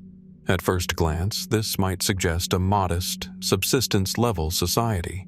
And yet, the survival of monumental idols, careful burials, and ritual objects hints at a complexity not immediately visible. Were the Zanata merely herders and farmers, or were they participants in a more elaborate cultural system whose full contours are still hidden beneath the soil? Legends recorded after the Spanish conquest in the 15th century speak of the Guanche peoples of Tenerife and their ancestral divisions, with Zanata remembered as one of the tribes or lineages. Their identity seems to blend into the broader mosaic of Canary Island cultures, leaving only fragments of language and myth. But how much of this memory is reliable, filtered as it was through the pens of European chroniclers? Were the Zanata truly a distinct people with their own traditions? Or were they one thread in a larger cultural tapestry stretching across the islands? Speculation adds further layers of mystery. Some researchers point to similarities between island practices and those of North Africa, suggesting the Zanata may have been part of a larger migratory wave of Berber-speaking peoples who ventured across the sea centuries, perhaps millennia, before recorded history. Others wonder whether the isolation of the islands allowed unique traditions to develop, making the idol of Zanata not a borrowed idea, but an entirely new creation. Could it be that the Canary Islands preserved cultural practices long vanished from the mainland, frozen in time by geography? And then there are the more speculative theories. Some see in the island's idols and rock carvings echoes of distant contacts, Mediterranean sailors, Phoenicians, or even Egyptians, who may have stopped on the Canaries during long voyages. Could the Zanata have absorbed ideas from travelers passing through, blending them with their own? Or were their creations entirely indigenous, born from the rhythms of life on volcanic soil surrounded by an endless ocean? Today, the idol of Zanata rests in a museum, far from the windswept landscape where it was once revered. Yet its silence endures. No written texts accompany it. No oral traditions explain its meaning. No inscriptions record the names of its makers. All that remains is its form, a carved puzzle piece of history whose context is tantalizingly incomplete. Walking across the Canary Islands today, the echoes of the Zanata feel faint, almost erased by centuries of conquest, migration, and cultural transformation. But their traces remain, in the idol, in the fragments of language that link back to Berber roots, in the skeletal remains of goats and grains that testify to their daily life. They are not gone entirely, but rather half-remembered, like a dream whose details slip away upon waking. Who then were the Zanata? Were they a tribe among many, or a civilization in their own right, with beliefs and practices distinct enough to set them apart? Was the idol of Zanata the image of a god, a guardian, or something even more abstract, an attempt to give shape to forces they could not name? The sands and stones of Tenerife keep their secrets, but the presence of the Zanata reminds us of how much remains unknown in the story of human settlement, migration, and belief. Their silence invites us to listen more carefully to the idols, to the ruins, and to the whispers of memory carried across the sea. And it leaves us with a haunting question. How many more civilizations, like the Zanata, flicker only briefly in the record of history, their stories waiting to be rediscovered? Across the windswept steppes of central Kazakhstan, where endless grasslands stretch toward the horizon and the sky seems impossibly vast, lie scattered mounds of earth and stone. To the untrained eye, they may appear as little more than natural rises in the land. But these burial sites, known as kurgans, are the silent monuments of the Tasmola culture, a little-known Iron Age people who lived between the 8th and 3rd centuries BC. Their traces are faint, yet their presence reveals a world of nomadic sophistication, where life, death, and the cosmos were intimately intertwined. Archaeologists first identified the Tasmola culture through its distinctive burial mounds. Unlike the simple graves of neighboring groups, Tasmola tombs were often paired, a central mound accompanied by a smaller one, linked by a narrow stone path. This unique Tasmola chain has puzzled researchers for decades. Was it a symbolic representation of duality, life and death, sun and moon, heaven and earth? Or was it purely practical, a reflection of social hierarchy, with one mound for a chief and the other for his companion or retainer? The alignment of these structures hints at deeper meaning, perhaps tied to celestial observation. Could the Tasmola have been sky watchers, encoding their cosmology in the very arrangement of their dead? The contents of the graves speak of a society both martial and spiritual. Weapons, iron swords, daggers, and arrowheads are often found alongside ornaments of gold, bronze, and stone. Horses, too, were buried with their masters, a clear sign of the animal's central role in Tasmola life. To live upon the steppe was to move with the herds, to ride across vast distances, to depend upon the speed and strength of the horse for survival. Yet why place such prized companions in the earth, their lives cut short for ritual? Was it an offering to accompany the deceased into the afterlife, or a sacrifice intended to bind the living community with the unseen world? Beyond weaponry and wealth, the Tasmola left behind subtle but intriguing artifacts. Small stone altars, fragments of ceramics, and objects fashioned from bone and horn suggest rituals tied to both daily life and cosmic order. Some burials contain unusual adornments, animal figurines, abstract ornaments, whose symbolism remains elusive. Were these charms of protection, tokens of identity, or remnants of myths no longer remembered? Without written records, their meanings slip through our grasp, leaving only tantalizing clues to the beliefs that guided this culture. The environment in which the Tasmola lived shaped their identity. The Kazakh steppe is a land of extremes, searing heat in summer, biting cold in winter, and few natural boundaries. For outsiders, it may seem barren, but for the Tasmola, it was a dynamic, living landscape. Their irrigation and settlement patterns show a keen awareness of seasonal cycles, while their burial mounds, often placed on elevated ground, suggest a symbolic dialogue with the land and sky. Did they see themselves as mediators between earth and heavens, anchoring their lives in ritual landscapes that bound together the natural and the divine? Connections to other cultures remain a subject of debate. The Tasmola lived during a time of great change across the Eurasian steppe, when Scythian cultures dominated wide territories. Indeed, many aspects of Tasmola material culture, especially their horse burials and weaponry, echo Scythian traditions. But was the Tasmola culture simply a regional branch of the Scythians, or an independent society with its own identity and customs? Some scholars suggest that the Tasmola were innovators, blending local traditions with broader steppe influences. Others argue they were ancestors of later Turkic and Kazakh groups, their practices surviving in oral traditions and folklore. Speculative theories add further intrigue. The distinctive chain design of their burial mounds has led some to propose astronomical functions, pointing out alignments with solstice, sunrise, and sunset. Could the Tasmola have used their cemeteries as observatories, mapping the heavens to guide their migrations and rituals?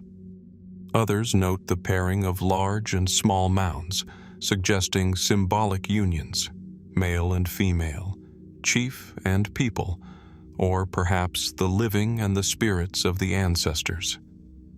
Are these monuments silent cosmograms, encoding knowledge of cycles we have yet to fully decode? The decline of the Tasmola culture remains as enigmatic as its rise. By the 3rd century BC, their distinct traditions fade, absorbed into new waves of steppe cultures. Were they displaced by stronger neighbors, assimilated into expanding confederations? Or did they gradually transform, their identity merging into the fluid mosaic of nomadic life?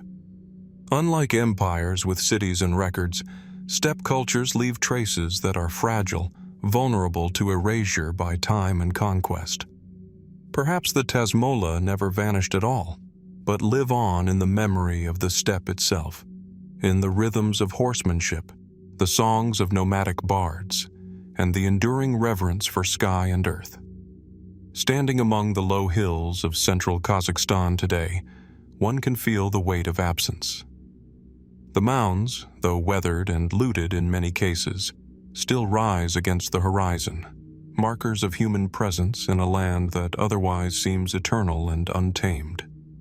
The wind whistles across the grasslands, carrying with it echoes of galloping hooves, of voices chanting in ritual, of flames rising toward the night sky. The Tasmola are gone, but their monuments remain, enigmatic, unyielding, and hauntingly silent. Who truly were the Tasmola? Were they a fragment of the vast Scythian world, or a distinct people who saw the steppe in their own way? Did their paired mounds mark the path of the stars, or the bonds between leaders and followers, humans and gods? How much lies still hidden beneath the soil of the Kazakh steppe, waiting to expand our understanding of this culture that flourished in obscurity? The story of the Tasmola reminds us that not all civilizations leave behind cities of stone or libraries of clay tablets. Some whisper to us through earth and sky, their meaning scattered in the patterns of graves, the fragments of weapons, and the silence of the steppe itself. And so we are left to wonder, what secrets of the Tasmola still lie buried in the grasslands, waiting to be unearthed by future generations? Beneath the red soils of central Nigeria, where rolling hills and savanna stretch under the heavy African sun, fragments of clay lie buried. At first glance, they seem ordinary, shards of broken pottery scattered by time. But when pieced together, they reveal faces, elongated, expressive, and hauntingly lifelike. These are the terracotta sculptures of the Nok culture, among the earliest known artistic traditions of sub-Saharan Africa, dating as far back as 1000 BC. Their enigmatic beauty has captivated archaeologists and historians alike. But beyond their silent gazes lies an even deeper mystery. Who were the Nok, and what became of them? The Nok terracottas are unlike anything else from their time. Stylized yet detailed, they depict human figures with elaborate hairstyles, jewelry, and clothing, as well as animals rendered with striking realism. Many display large, triangular eyes and intricate facial expressions, giving them an almost otherworldly presence. Some figures appear regal, others humble, while a few seem to represent mythological or symbolic beings. Were these sculptures portraits of real people, leaders, priests, ancestors? Or were they representations of gods and spirits from a cosmology now lost? The craftsmanship of the Nok was no accident of chance. Their culture is also credited with some of the earliest iron smelting in West Africa, suggesting a society advanced in both art and technology. The furnaces they left behind show knowledge of high-temperature processes, capable of transforming ore into tools and weapons. This raises intriguing questions. Did the Nok develop ironworking independently, or did they inherit it through contact with other regions?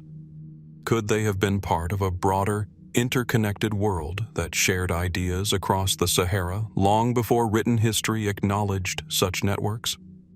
Their settlements, though modest in scale, reveal a people who farmed, herded cattle, and lived in organized communities. They cultivated millet and other crops, supplementing their diet with hunting and gathering. Yet, unlike the monumental architecture of Egypt or Mesopotamia, the Nok left no great cities, no temples, no palaces. Instead, their legacy survives largely through what was buried with them: fragments of everyday life and the haunting terracotta figures that seem to guard the passage of time. Why did they invest so much in these sculptures, some of which were deliberately broken and buried? Were they ritual offerings, funerary markers, or protective charms? The terracottas themselves deepen the mystery. Many have been found in fragmented form, often in locations that suggest intentional burial rather than accidental loss. This has led some researchers to believe they were part of ritual practices, perhaps offerings to the earth, ancestors, or spirits.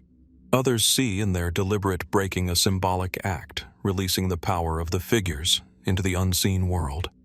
Could these shattered sculptures represent the Nok's attempt to communicate with forces beyond life, binding their community through shared ritual and belief? Speculation goes further.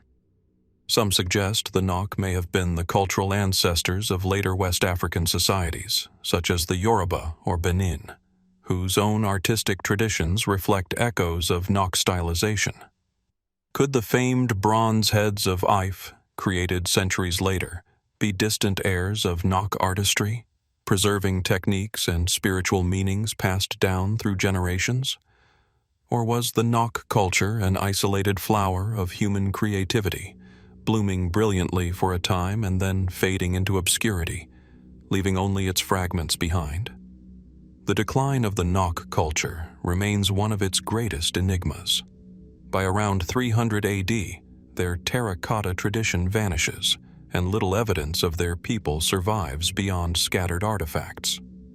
Did environmental changes, such as shifts in rainfall or soil fertility, undermine their ability to sustain agriculture? Were they absorbed into emerging societies, their identity dissolving into new cultural patterns? Or did their communities simply migrate, carrying their traditions with them into regions yet to be fully explored by archaeology?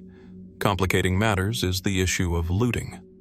Since the 20th century, Nok sites have been heavily disturbed by illegal excavations, with terracotta figures smuggled into private collections and museums around the world. This loss of context makes it difficult for scholars to reconstruct their true significance. What stories were destroyed when these artifacts were taken from their resting places? How much knowledge has been lost forever, scattered in fragments across distant galleries? Walking across the Nigerian landscape today, one might never suspect that beneath the soil lies the legacy of one of Africa's earliest artistic traditions. The terracotta faces, when unearthed, seem to stare back at us across 3 millennia, their expressions frozen yet alive, as if trying to speak truths we no longer understand. Who were the people who shaped them, who carefully smoothed their surfaces, who inscribed their meaning in clay? Did they imagine that one day their work would outlive them by thousands of years, puzzling strangers in distant times? The Nok culture forces us to reconsider our assumptions about the deep past of Africa. Too often, the continent's history is framed by external narratives of contact, conquest, or colonialism. But the Nok remind us of an indigenous brilliance that flowered independently, creating art, mastering technology, and building worlds of meaning long before outsiders ever set foot here. And yet, the questions linger. Were the Nok the ancestors of later West African kingdoms, their traditions transformed but not forgotten? Or were they a civilization lost entirely, their story broken like the terracottas themselves, leaving only fragments for us to piece together? As the sun sets over the Nigerian plateau, casting long shadows across the land, the mystery remains. The Nok terracottas sit in silence, their wide eyes gazing outward as if holding secrets too ancient to be spoken. Perhaps they are waiting for new discoveries, for deeper understanding, for us to finally listen. And we are left to wonder, how many more truths of the Nok still lie buried in the earth, waiting for the day they will rise once again into the light? In the highlands of northern Ethiopia, where mountains rise steeply against the horizon and valleys cut deep into the earth, stand monuments that defy time. Towering obelisks carved from single blocks of stone pierce the sky with an austere elegance. Some still stand upright, their surfaces decorated with intricate false doors and windows, imitations of multi-storied palaces rendered in granite. Others lie toppled, broken into fragments as if brought down by forces unknown. These are the stelae of Aksum, a civilization that flourished nearly 2,000 years ago, a kingdom whose power once stretched across the Red Sea and whose mysteries continue to echo through history. The kingdom of Aksum rose around the 1st century AD, emerging as one of the great powers of the ancient world. Its capital city, also called Aksum, was a center of wealth, culture, and political influence. From its strategic position in the Horn of Africa, the Aksumite state controlled trade routes that connected the interior of Africa with the ports of the Red Sea, extending its influence as far as Arabia, India, and beyond. Gold, ivory, and precious stones moved through its markets, exchanged for spices, textiles, and exotic goods. At its height, Aksum was so significant that Roman and Persian writers placed it among the four great powers of their time, alongside their own empires and that of China. Yet today, it remains far less familiar to the modern imagination. Why has such a formidable civilization been overshadowed by its contemporaries? The stellae fields of Aksum remain among the most striking reminders of this forgotten grandeur. Some of these granite monoliths rise over 70 feet high, weighing hundreds of tons.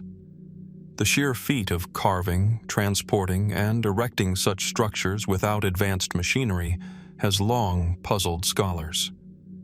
Were they tomb markers, memorializing kings and nobles in their journey to the afterlife? Or were they symbols of power and legitimacy, crafted to project authority both to subjects and rivals? Some of the largest obelisks, never fully completed, suggest that the ambitions of Aksum's rulers may have outstripped their resources, or perhaps something interrupted their plans. What drove this society to invest so much in monuments of stone? Beyond their monuments, the Aksumites left behind other clues. They were among the earliest African societies to mint their own coins, a sign of economic sophistication and political authority. Struck in gold, silver, and bronze, these coins bore the images of rulers and often inscriptions in the ancient Ge'ez script. At first, the coins displayed symbols of the sun and moon, reflecting older religious traditions. Later, as Christianity spread through the kingdom in the 4th century under King Ezana, the cross replaced these symbols, making Aksum one of the earliest Christian states in the world. This shift suggests not only political adaptation, but also a cultural openness to ideas from beyond its borders. How did a kingdom on the edge of the known world come to embrace and shape one of history's most influential religions so early in its development? Religion adds another layer of intrigue to Aksum's legacy. According to Ethiopian tradition, Aksum was the final resting place of the Ark of the Covenant, the sacred chest said to have held the tablets of the Ten Commandments. Within the Church of St. Mary of Zion, in the modern town of Aksum, it is still claimed that the Ark remains under constant guard, hidden from all but a single appointed guardian. Whether one accepts this as literal truth or symbolic tradition, the association has imbued the region with enduring spiritual significance. Could this ancient claim have roots in actual exchanges between Aksum and the biblical world? Or does it represent the merging of faith and identity across centuries of storytelling? Aksum's decline is as mysterious as its rise. By the 7th century, the kingdom's power had waned. Shifts in trade routes, particularly with the rise of Islamic powers controlling the Red Sea and Arabian Peninsula, may have cut Aksum off from its lifeblood of commerce. Environmental changes, deforestation, soil exhaustion, and drought may also have eroded its agricultural base. Yet the kingdom did not vanish entirely. Its culture and faith endured, forming the foundation of what would become medieval Ethiopia. Still, the grandeur of its obelisks and the silence of its ruins remind us of a sudden contraction from world power to regional kingdom. Was it purely economic and environmental pressures that caused this fall, or did political upheavals and rivalries also play their part? Speculative theories extend further. Some suggest that Aksum's influence reached deeper into Arabia than commonly accepted, perhaps even shaping the kingdoms of South Arabia across the Red Sea.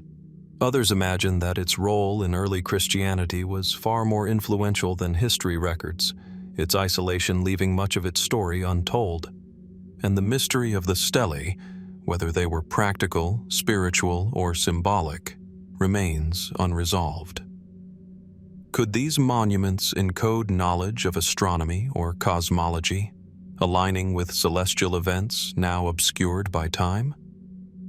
Walking among the ruins of Aksum today, the sense of presence is overwhelming. The stelae rise like silent guardians, testaments to ambition and ingenuity.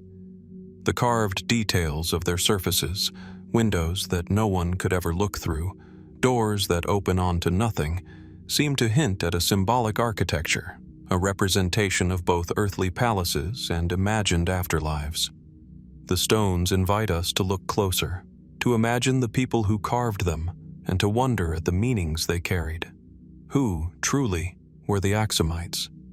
Were they merely traders and monarchs, skilled in commerce and statecraft, or were they visionaries whose reach extended further into religion, art, and myth than we yet recognize? What secrets lie beneath the soil of Ethiopia, waiting to tell the full story of this kingdom that once stood among the great powers of its age?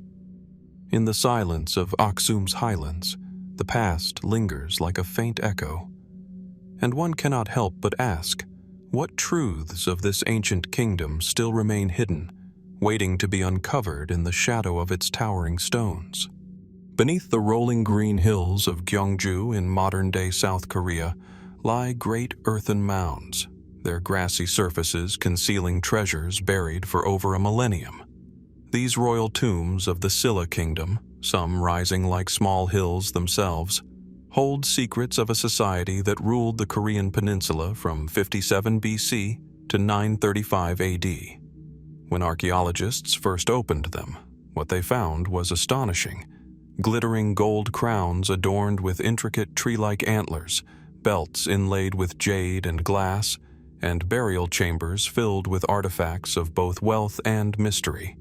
The Silla, known in history as the Golden Kingdom, left behind a legacy that still sparks wonder and raises questions that remain unresolved. The gold crowns of Silla are among the most enigmatic artifacts of the ancient world. Unlike the crowns of other civilizations, they are not heavy, rigid headpieces meant for everyday use. Instead, they are delicate, fragile constructions of hammered gold sheets, decorated with pendants shaped like branches, antlers, and curved jade ornaments known as gogok. Were these crowns ceremonial, meant to connect the wearer with divine or shamanic powers, rather than symbols of earthly rule? Their shapes suggest ties to nature worship, hinting at a spiritual world where rulers were mediators between heaven and earth. But what precise meanings did these elaborate designs carry? Were they rooted in local beliefs or influenced by contact with Central Asian steppe traditions where similar antler motifs appear? The Silla Kingdom itself grew from humble beginnings. Initially one of many small polities on the Korean peninsula, it gradually rose to power, eventually unifying most of the region in 668 AD. Its capital at Gyeongju became a city of temples, palaces, and bustling markets, rivaling the great cities of Tang China. Yet the Silla left no monumental stone architecture like the pyramids of Egypt or the temples of Angkor. Instead, their tombs and treasures, often buried deep beneath mounds of earth, provide the clearest window into their world. Why did this culture, so advanced in art and statecraft, choose to conceal its splendor underground? Was it a matter of preservation, of ritual, or of belief in an afterlife where kings and queens continued to reign? Religion played a central role in Silla society. By the 4th century, Buddhism had taken firm root, blending with older shamanistic practices. The construction of Bulguksa Temple and the carving of the Seokgaram Grotto, masterpieces of Buddhist art, demonstrate the kingdom's devotion and artistry. Yet, within the royal tombs, traces of shamanic symbolism remain strong. Jade pendants shaped like bear claws, gold ornaments resembling sacred trees, and ritual vessels point to a culture where multiple belief systems coexisted. Were the Silla rulers deliberately combining traditions to strengthen their power, or did they truly embody both shamanic and Buddhist roles, uniting two spiritual worlds? Beyond religion, the Silla were also accomplished engineers and artists. Their advances in metallurgy, particularly in working with gold, produced objects of striking beauty and technical mastery. Their artisans crafted not only crowns, but also earrings, necklaces, and belts of extraordinary refinement. The use of imported glass beads and Roman-style coins found in Silla graves suggests long-distance connections. Could the Silla, isolated on the edge of East Asia, have been more deeply tied to global trade networks than we assume? Did caravans traveling the Silk Road eventually bring goods and ideas to Gyeongju, linking the kingdom to worlds as far away as Persia and the Mediterranean? Yet, even with these dazzling artifacts, much of Silla's story remains in shadows. Unlike their Chinese and Japanese contemporaries, the Silla left relatively few written records of their own. What we know comes largely from later chronicles or from neighboring states, leaving gaps in our understanding. Who were the rulers who wore the golden crowns, their names lost to time? How did they see themselves, not merely as kings and queens, but as divine figures, shamans, or something else entirely? And what of the people beyond the elites? The tombs tell us much about royalty, but little about common life, about farmers, artisans, and traders who sustained the kingdom. Speculation often steps into these silences. Some scholars suggest the crowns represent a cosmological map, with the tree-like forms symbolizing a world axis that connected the heavens, earth, and underworld. Others argue that the combination of jade pendants and gold ornaments represents a synthesis of fertility and solar cults. There are even those who wonder whether influences from Scythian or Sarmatian cultures of the Eurasian steppe, where similar designs appear, reached Korea through migration or trade. Are these parallels evidence of shared spiritual traditions stretching across continents, or coincidences born of common human symbolism? The fall of the Silla Kingdom in 935 AD added to its mystery. After centuries of prosperity, internal strife, shifting alliances, and external pressures fragmented its power. The dynasty gave way to later Korean states, and much of its grandeur was forgotten, hidden beneath grassy mounds that blended into the landscape. When the tombs were eventually excavated in the 20th century, the sheer brilliance of their treasures stunned the world. Yet many tombs remain unexcavated, their contents unknown, protected both by tradition and by the hope of future discoveries with more advanced technologies. What lies within them? Further crowns, forgotten texts, or perhaps entirely new insights into the spiritual and political life of the Silla? Today, walking through Gyeongju's Tumuli Park, one sees only the rounded hills of earth, silent and still. Yet beneath them lie echoes of golden brilliance, of ceremonies long past, of a kingdom that fused shamanic visions with Buddhist devotion, and that built its legacy not in towering monuments, but in treasures designed to connect rulers with the unseen. Who were the Silla, truly? Were they pragmatic kings and queens securing political dominance? Or were they visionaries weaving spiritual symbolism into their very regalia? Did their crowns represent authority on earth? Or were they bridges to realms beyond? The earth of Gyeongju still holds many of these answers, buried beneath grassy mounds that have endured for more than 1,000 years. And one cannot help but wonder, when those tombs are finally opened, what secrets of the Silla Kingdom will rise again into the light? Across the plains of the Indus Valley, where dusty winds sweep over ruins that once bustled with life, lie the fading remnants of the Harappan civilization in its late phase. The great cities of Harappa and Mohenjo-Daro had long since fallen silent, their orderly streets and vast granaries abandoned, their once advanced systems of drainage and water management crumbling into decay. Yet even in decline, the Harappans left traces of resilience, smaller settlements, scattered artifacts, and enigmatic cultural shifts that hint at a society struggling to adapt to forces both environmental and human. This late phase, roughly between 1900 and 1300 BC, tells a quieter story, one not of grandeur and expansion, but of endurance, transformation, and mystery. Archaeologists describe the late Harappan sites as shadows of their earlier counterparts. Gone are the monumental citadels and finely baked brick structures. Instead, mud brick houses cluster in modest settlements along rivers and streams. Pottery, once uniform and finely crafted, becomes simpler, often handmade rather than wheel-thrown, decorated with hastily painted motifs. The famous standardized weights and measures that reflected a tightly organized economy begin to vanish. Was this a sign of social fragmentation, the breakdown of centralized authority? Or was it simply a shift toward more localized forms of governance and production, as communities adapted to new realities? The causes of this decline remain hotly debated.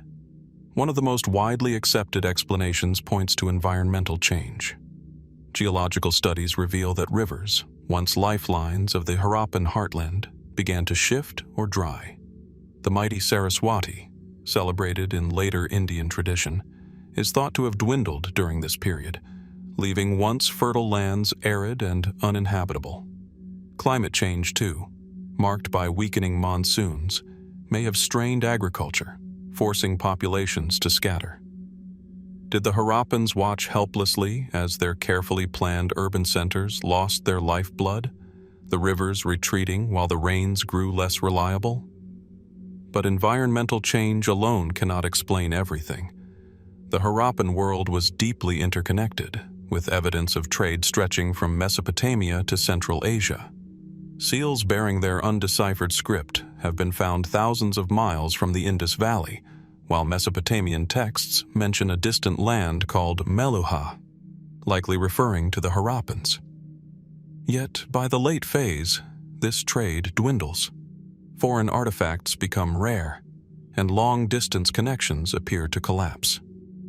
Was this the result of shifting global networks, new powers rising in Mesopotamia and Central Asia? Or did the decline of Harappan cities sever the arteries of exchange? Some scholars point to internal factors. The carefully maintained urban order of earlier Harappan cities shows signs of disruption. Standardized brick sizes give way to irregular construction. Public works, once meticulously maintained, fall into neglect. Was this evidence of political instability, perhaps uprisings against elites, or the fragmentation of authority into smaller competing polities? Without deciphered texts, we cannot know for certain. The silence of their script, the mysterious symbols carved into seals and tablets, remains one of the greatest enigmas of archaeology. What stories of this decline might those writings hold, if only we could read them? The human story of the late Harappans also lies in their cemeteries. Burials from this period differ markedly from earlier practices, with more diversity in grave goods and treatment of the dead. Some show signs of new rituals, new orientations, even possible influences from outside groups. Did waves of migration bring new customs into the Indus Valley, blending with local traditions? Or were these shifts the creative responses of a society redefining itself in changing times? Speculative theories add further intrigue. Some propose that Indo-Aryan speaking groups moving into the subcontinent during this era may have played a role in reshaping the Harappan world. Rather than imagining a sudden invasion, many scholars suggest gradual interaction, trade, intermarriage, and cultural blending that slowly eroded old patterns while giving rise to new ones. Could the late Harappan phase be less a story of collapse and more one of transformation, laying the foundations for the Vedic traditions that followed? Artifacts of this era hint at both continuity and change. Painted pottery still carries motifs of fish, peacocks, and geometric designs, echoing earlier aesthetics, yet executed in rougher form. Small terracotta figurines of humans, animals, and deities continue to appear, but with new stylistic choices. The famous unicorn motif on seals fades away, replaced by simpler inscriptions or absent altogether. Was this the quiet fading of an old symbolic order, or a deliberate move toward new forms of identity and belief. What is perhaps most haunting about the late Harappans is not just what they left behind, but what they did not. Unlike Egypt, Mesopotamia, or China, the Harappans have no grand tombs, no carved chronicles, no surviving legends written in their own words. Their script, still undeciphered, remains closed to us. In their absence, we are left with material traces, pottery shards, beads, seals, skeletal remains, fragments of lives lived in a time of change. And so, their story is one we reconstruct in whispers and shadows, piecing together evidence from silence. Walking among the ruins of smaller late Harappan settlements, one sees not the grandeur of Mohenjo-Daro's Great Bath or Harappa's granaries, but instead modest clusters of homes, broken pottery underfoot, faint outlines of irrigation channels. And yet, even in decline, these communities endured for centuries, adapting to shifting rivers, fluctuating climates, and new cultural influences. There is resilience here, even amid loss. Who were these late Harappans? Survivors of a once great civilization clinging to traditions in diminished form? Or pioneers of a new cultural order, bridging the gap between the Indus Valley world and the emerging civilizations of ancient India? Did they see themselves as inheritors of a fading legacy, or as participants in a transformation whose significance we have yet to fully grasp? The late Harappan phase reminds us that civilizations rarely vanish in an instant. They evolve, fracture, adapt, and sometimes dissolve into the fabric of new cultures. Yet the mystery lingers.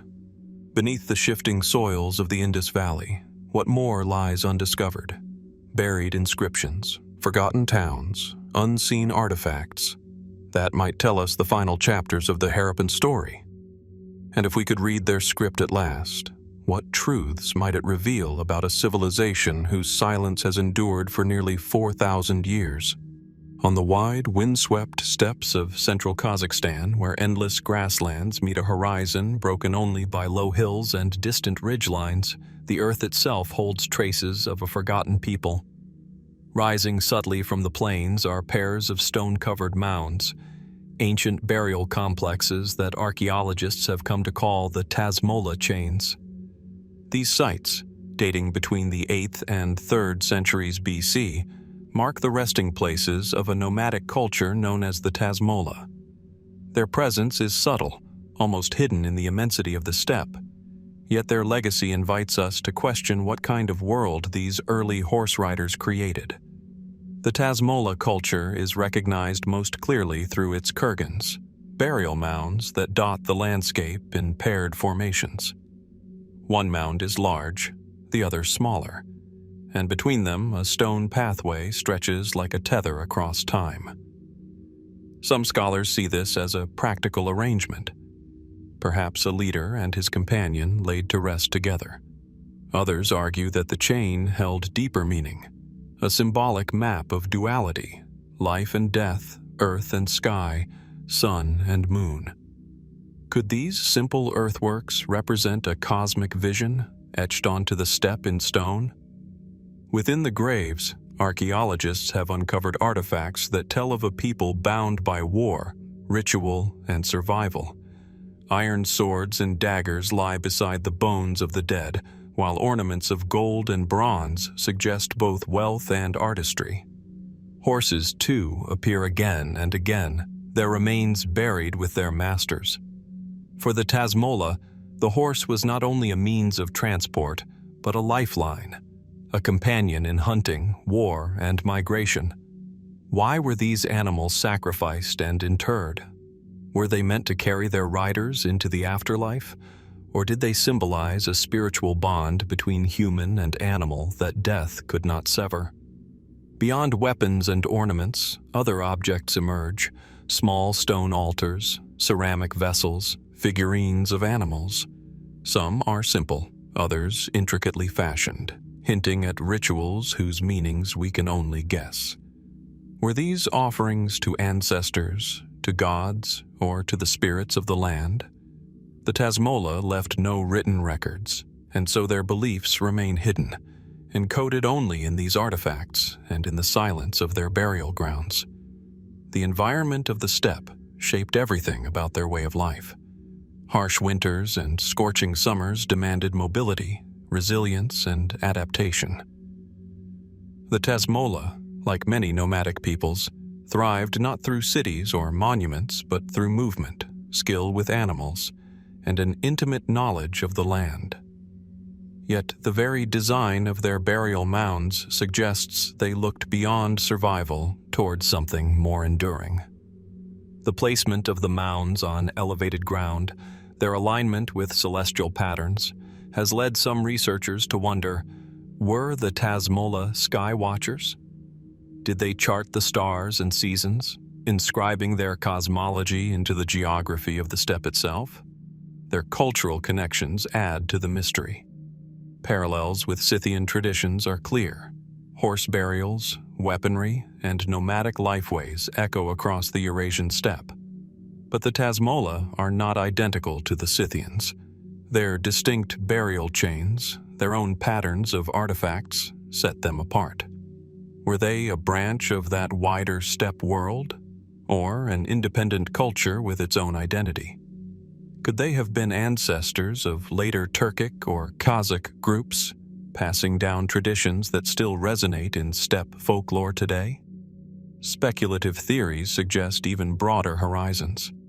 The paired mounds, some argue, may not have been graves alone but symbolic observatories, their alignments marking solstices or equinoxes. Others imagine them as ritual spaces where communities gathered, binding the living to the memory of the dead and the cycles of nature. Were the Tasmola encoding a worldview in earth and stone, one we can only partially decipher? By the 3rd century BC, the Tasmola culture fades from the archaeological record.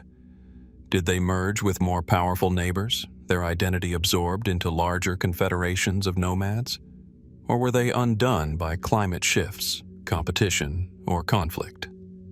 Unlike empires, steppe cultures leave behind few records of their passing. Their memory lingers instead in scattered artifacts, in bones buried beneath the soil, and in the enduring mystery of the Kurgan chains. Walking the steppes today, the silence is profound. The mounds rise gently from the earth, their stones weathered by centuries of wind and sun. One can imagine the funeral rites, riders dismounting, firelight flickering against the sky, chants carried away by the endless wind. What did they believe they were sending their dead into? A journey across the stars, a reunion with ancestors, or a cycle of rebirth within the land itself? Who were the Tasmola steppe nomads? Were they merely a fragment of the larger Scythian world, or something distinct? An independent culture whose worldview is preserved only in stone and bone?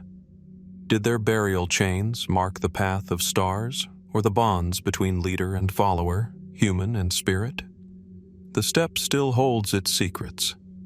Beneath the grass and soil, unexcavated mounds wait silently, their treasures and truths undisturbed. And so the question remains, what might still be hidden in these vast lands, waiting to reveal the deeper story of the Tasmola nomads who once called the endless steppe their home?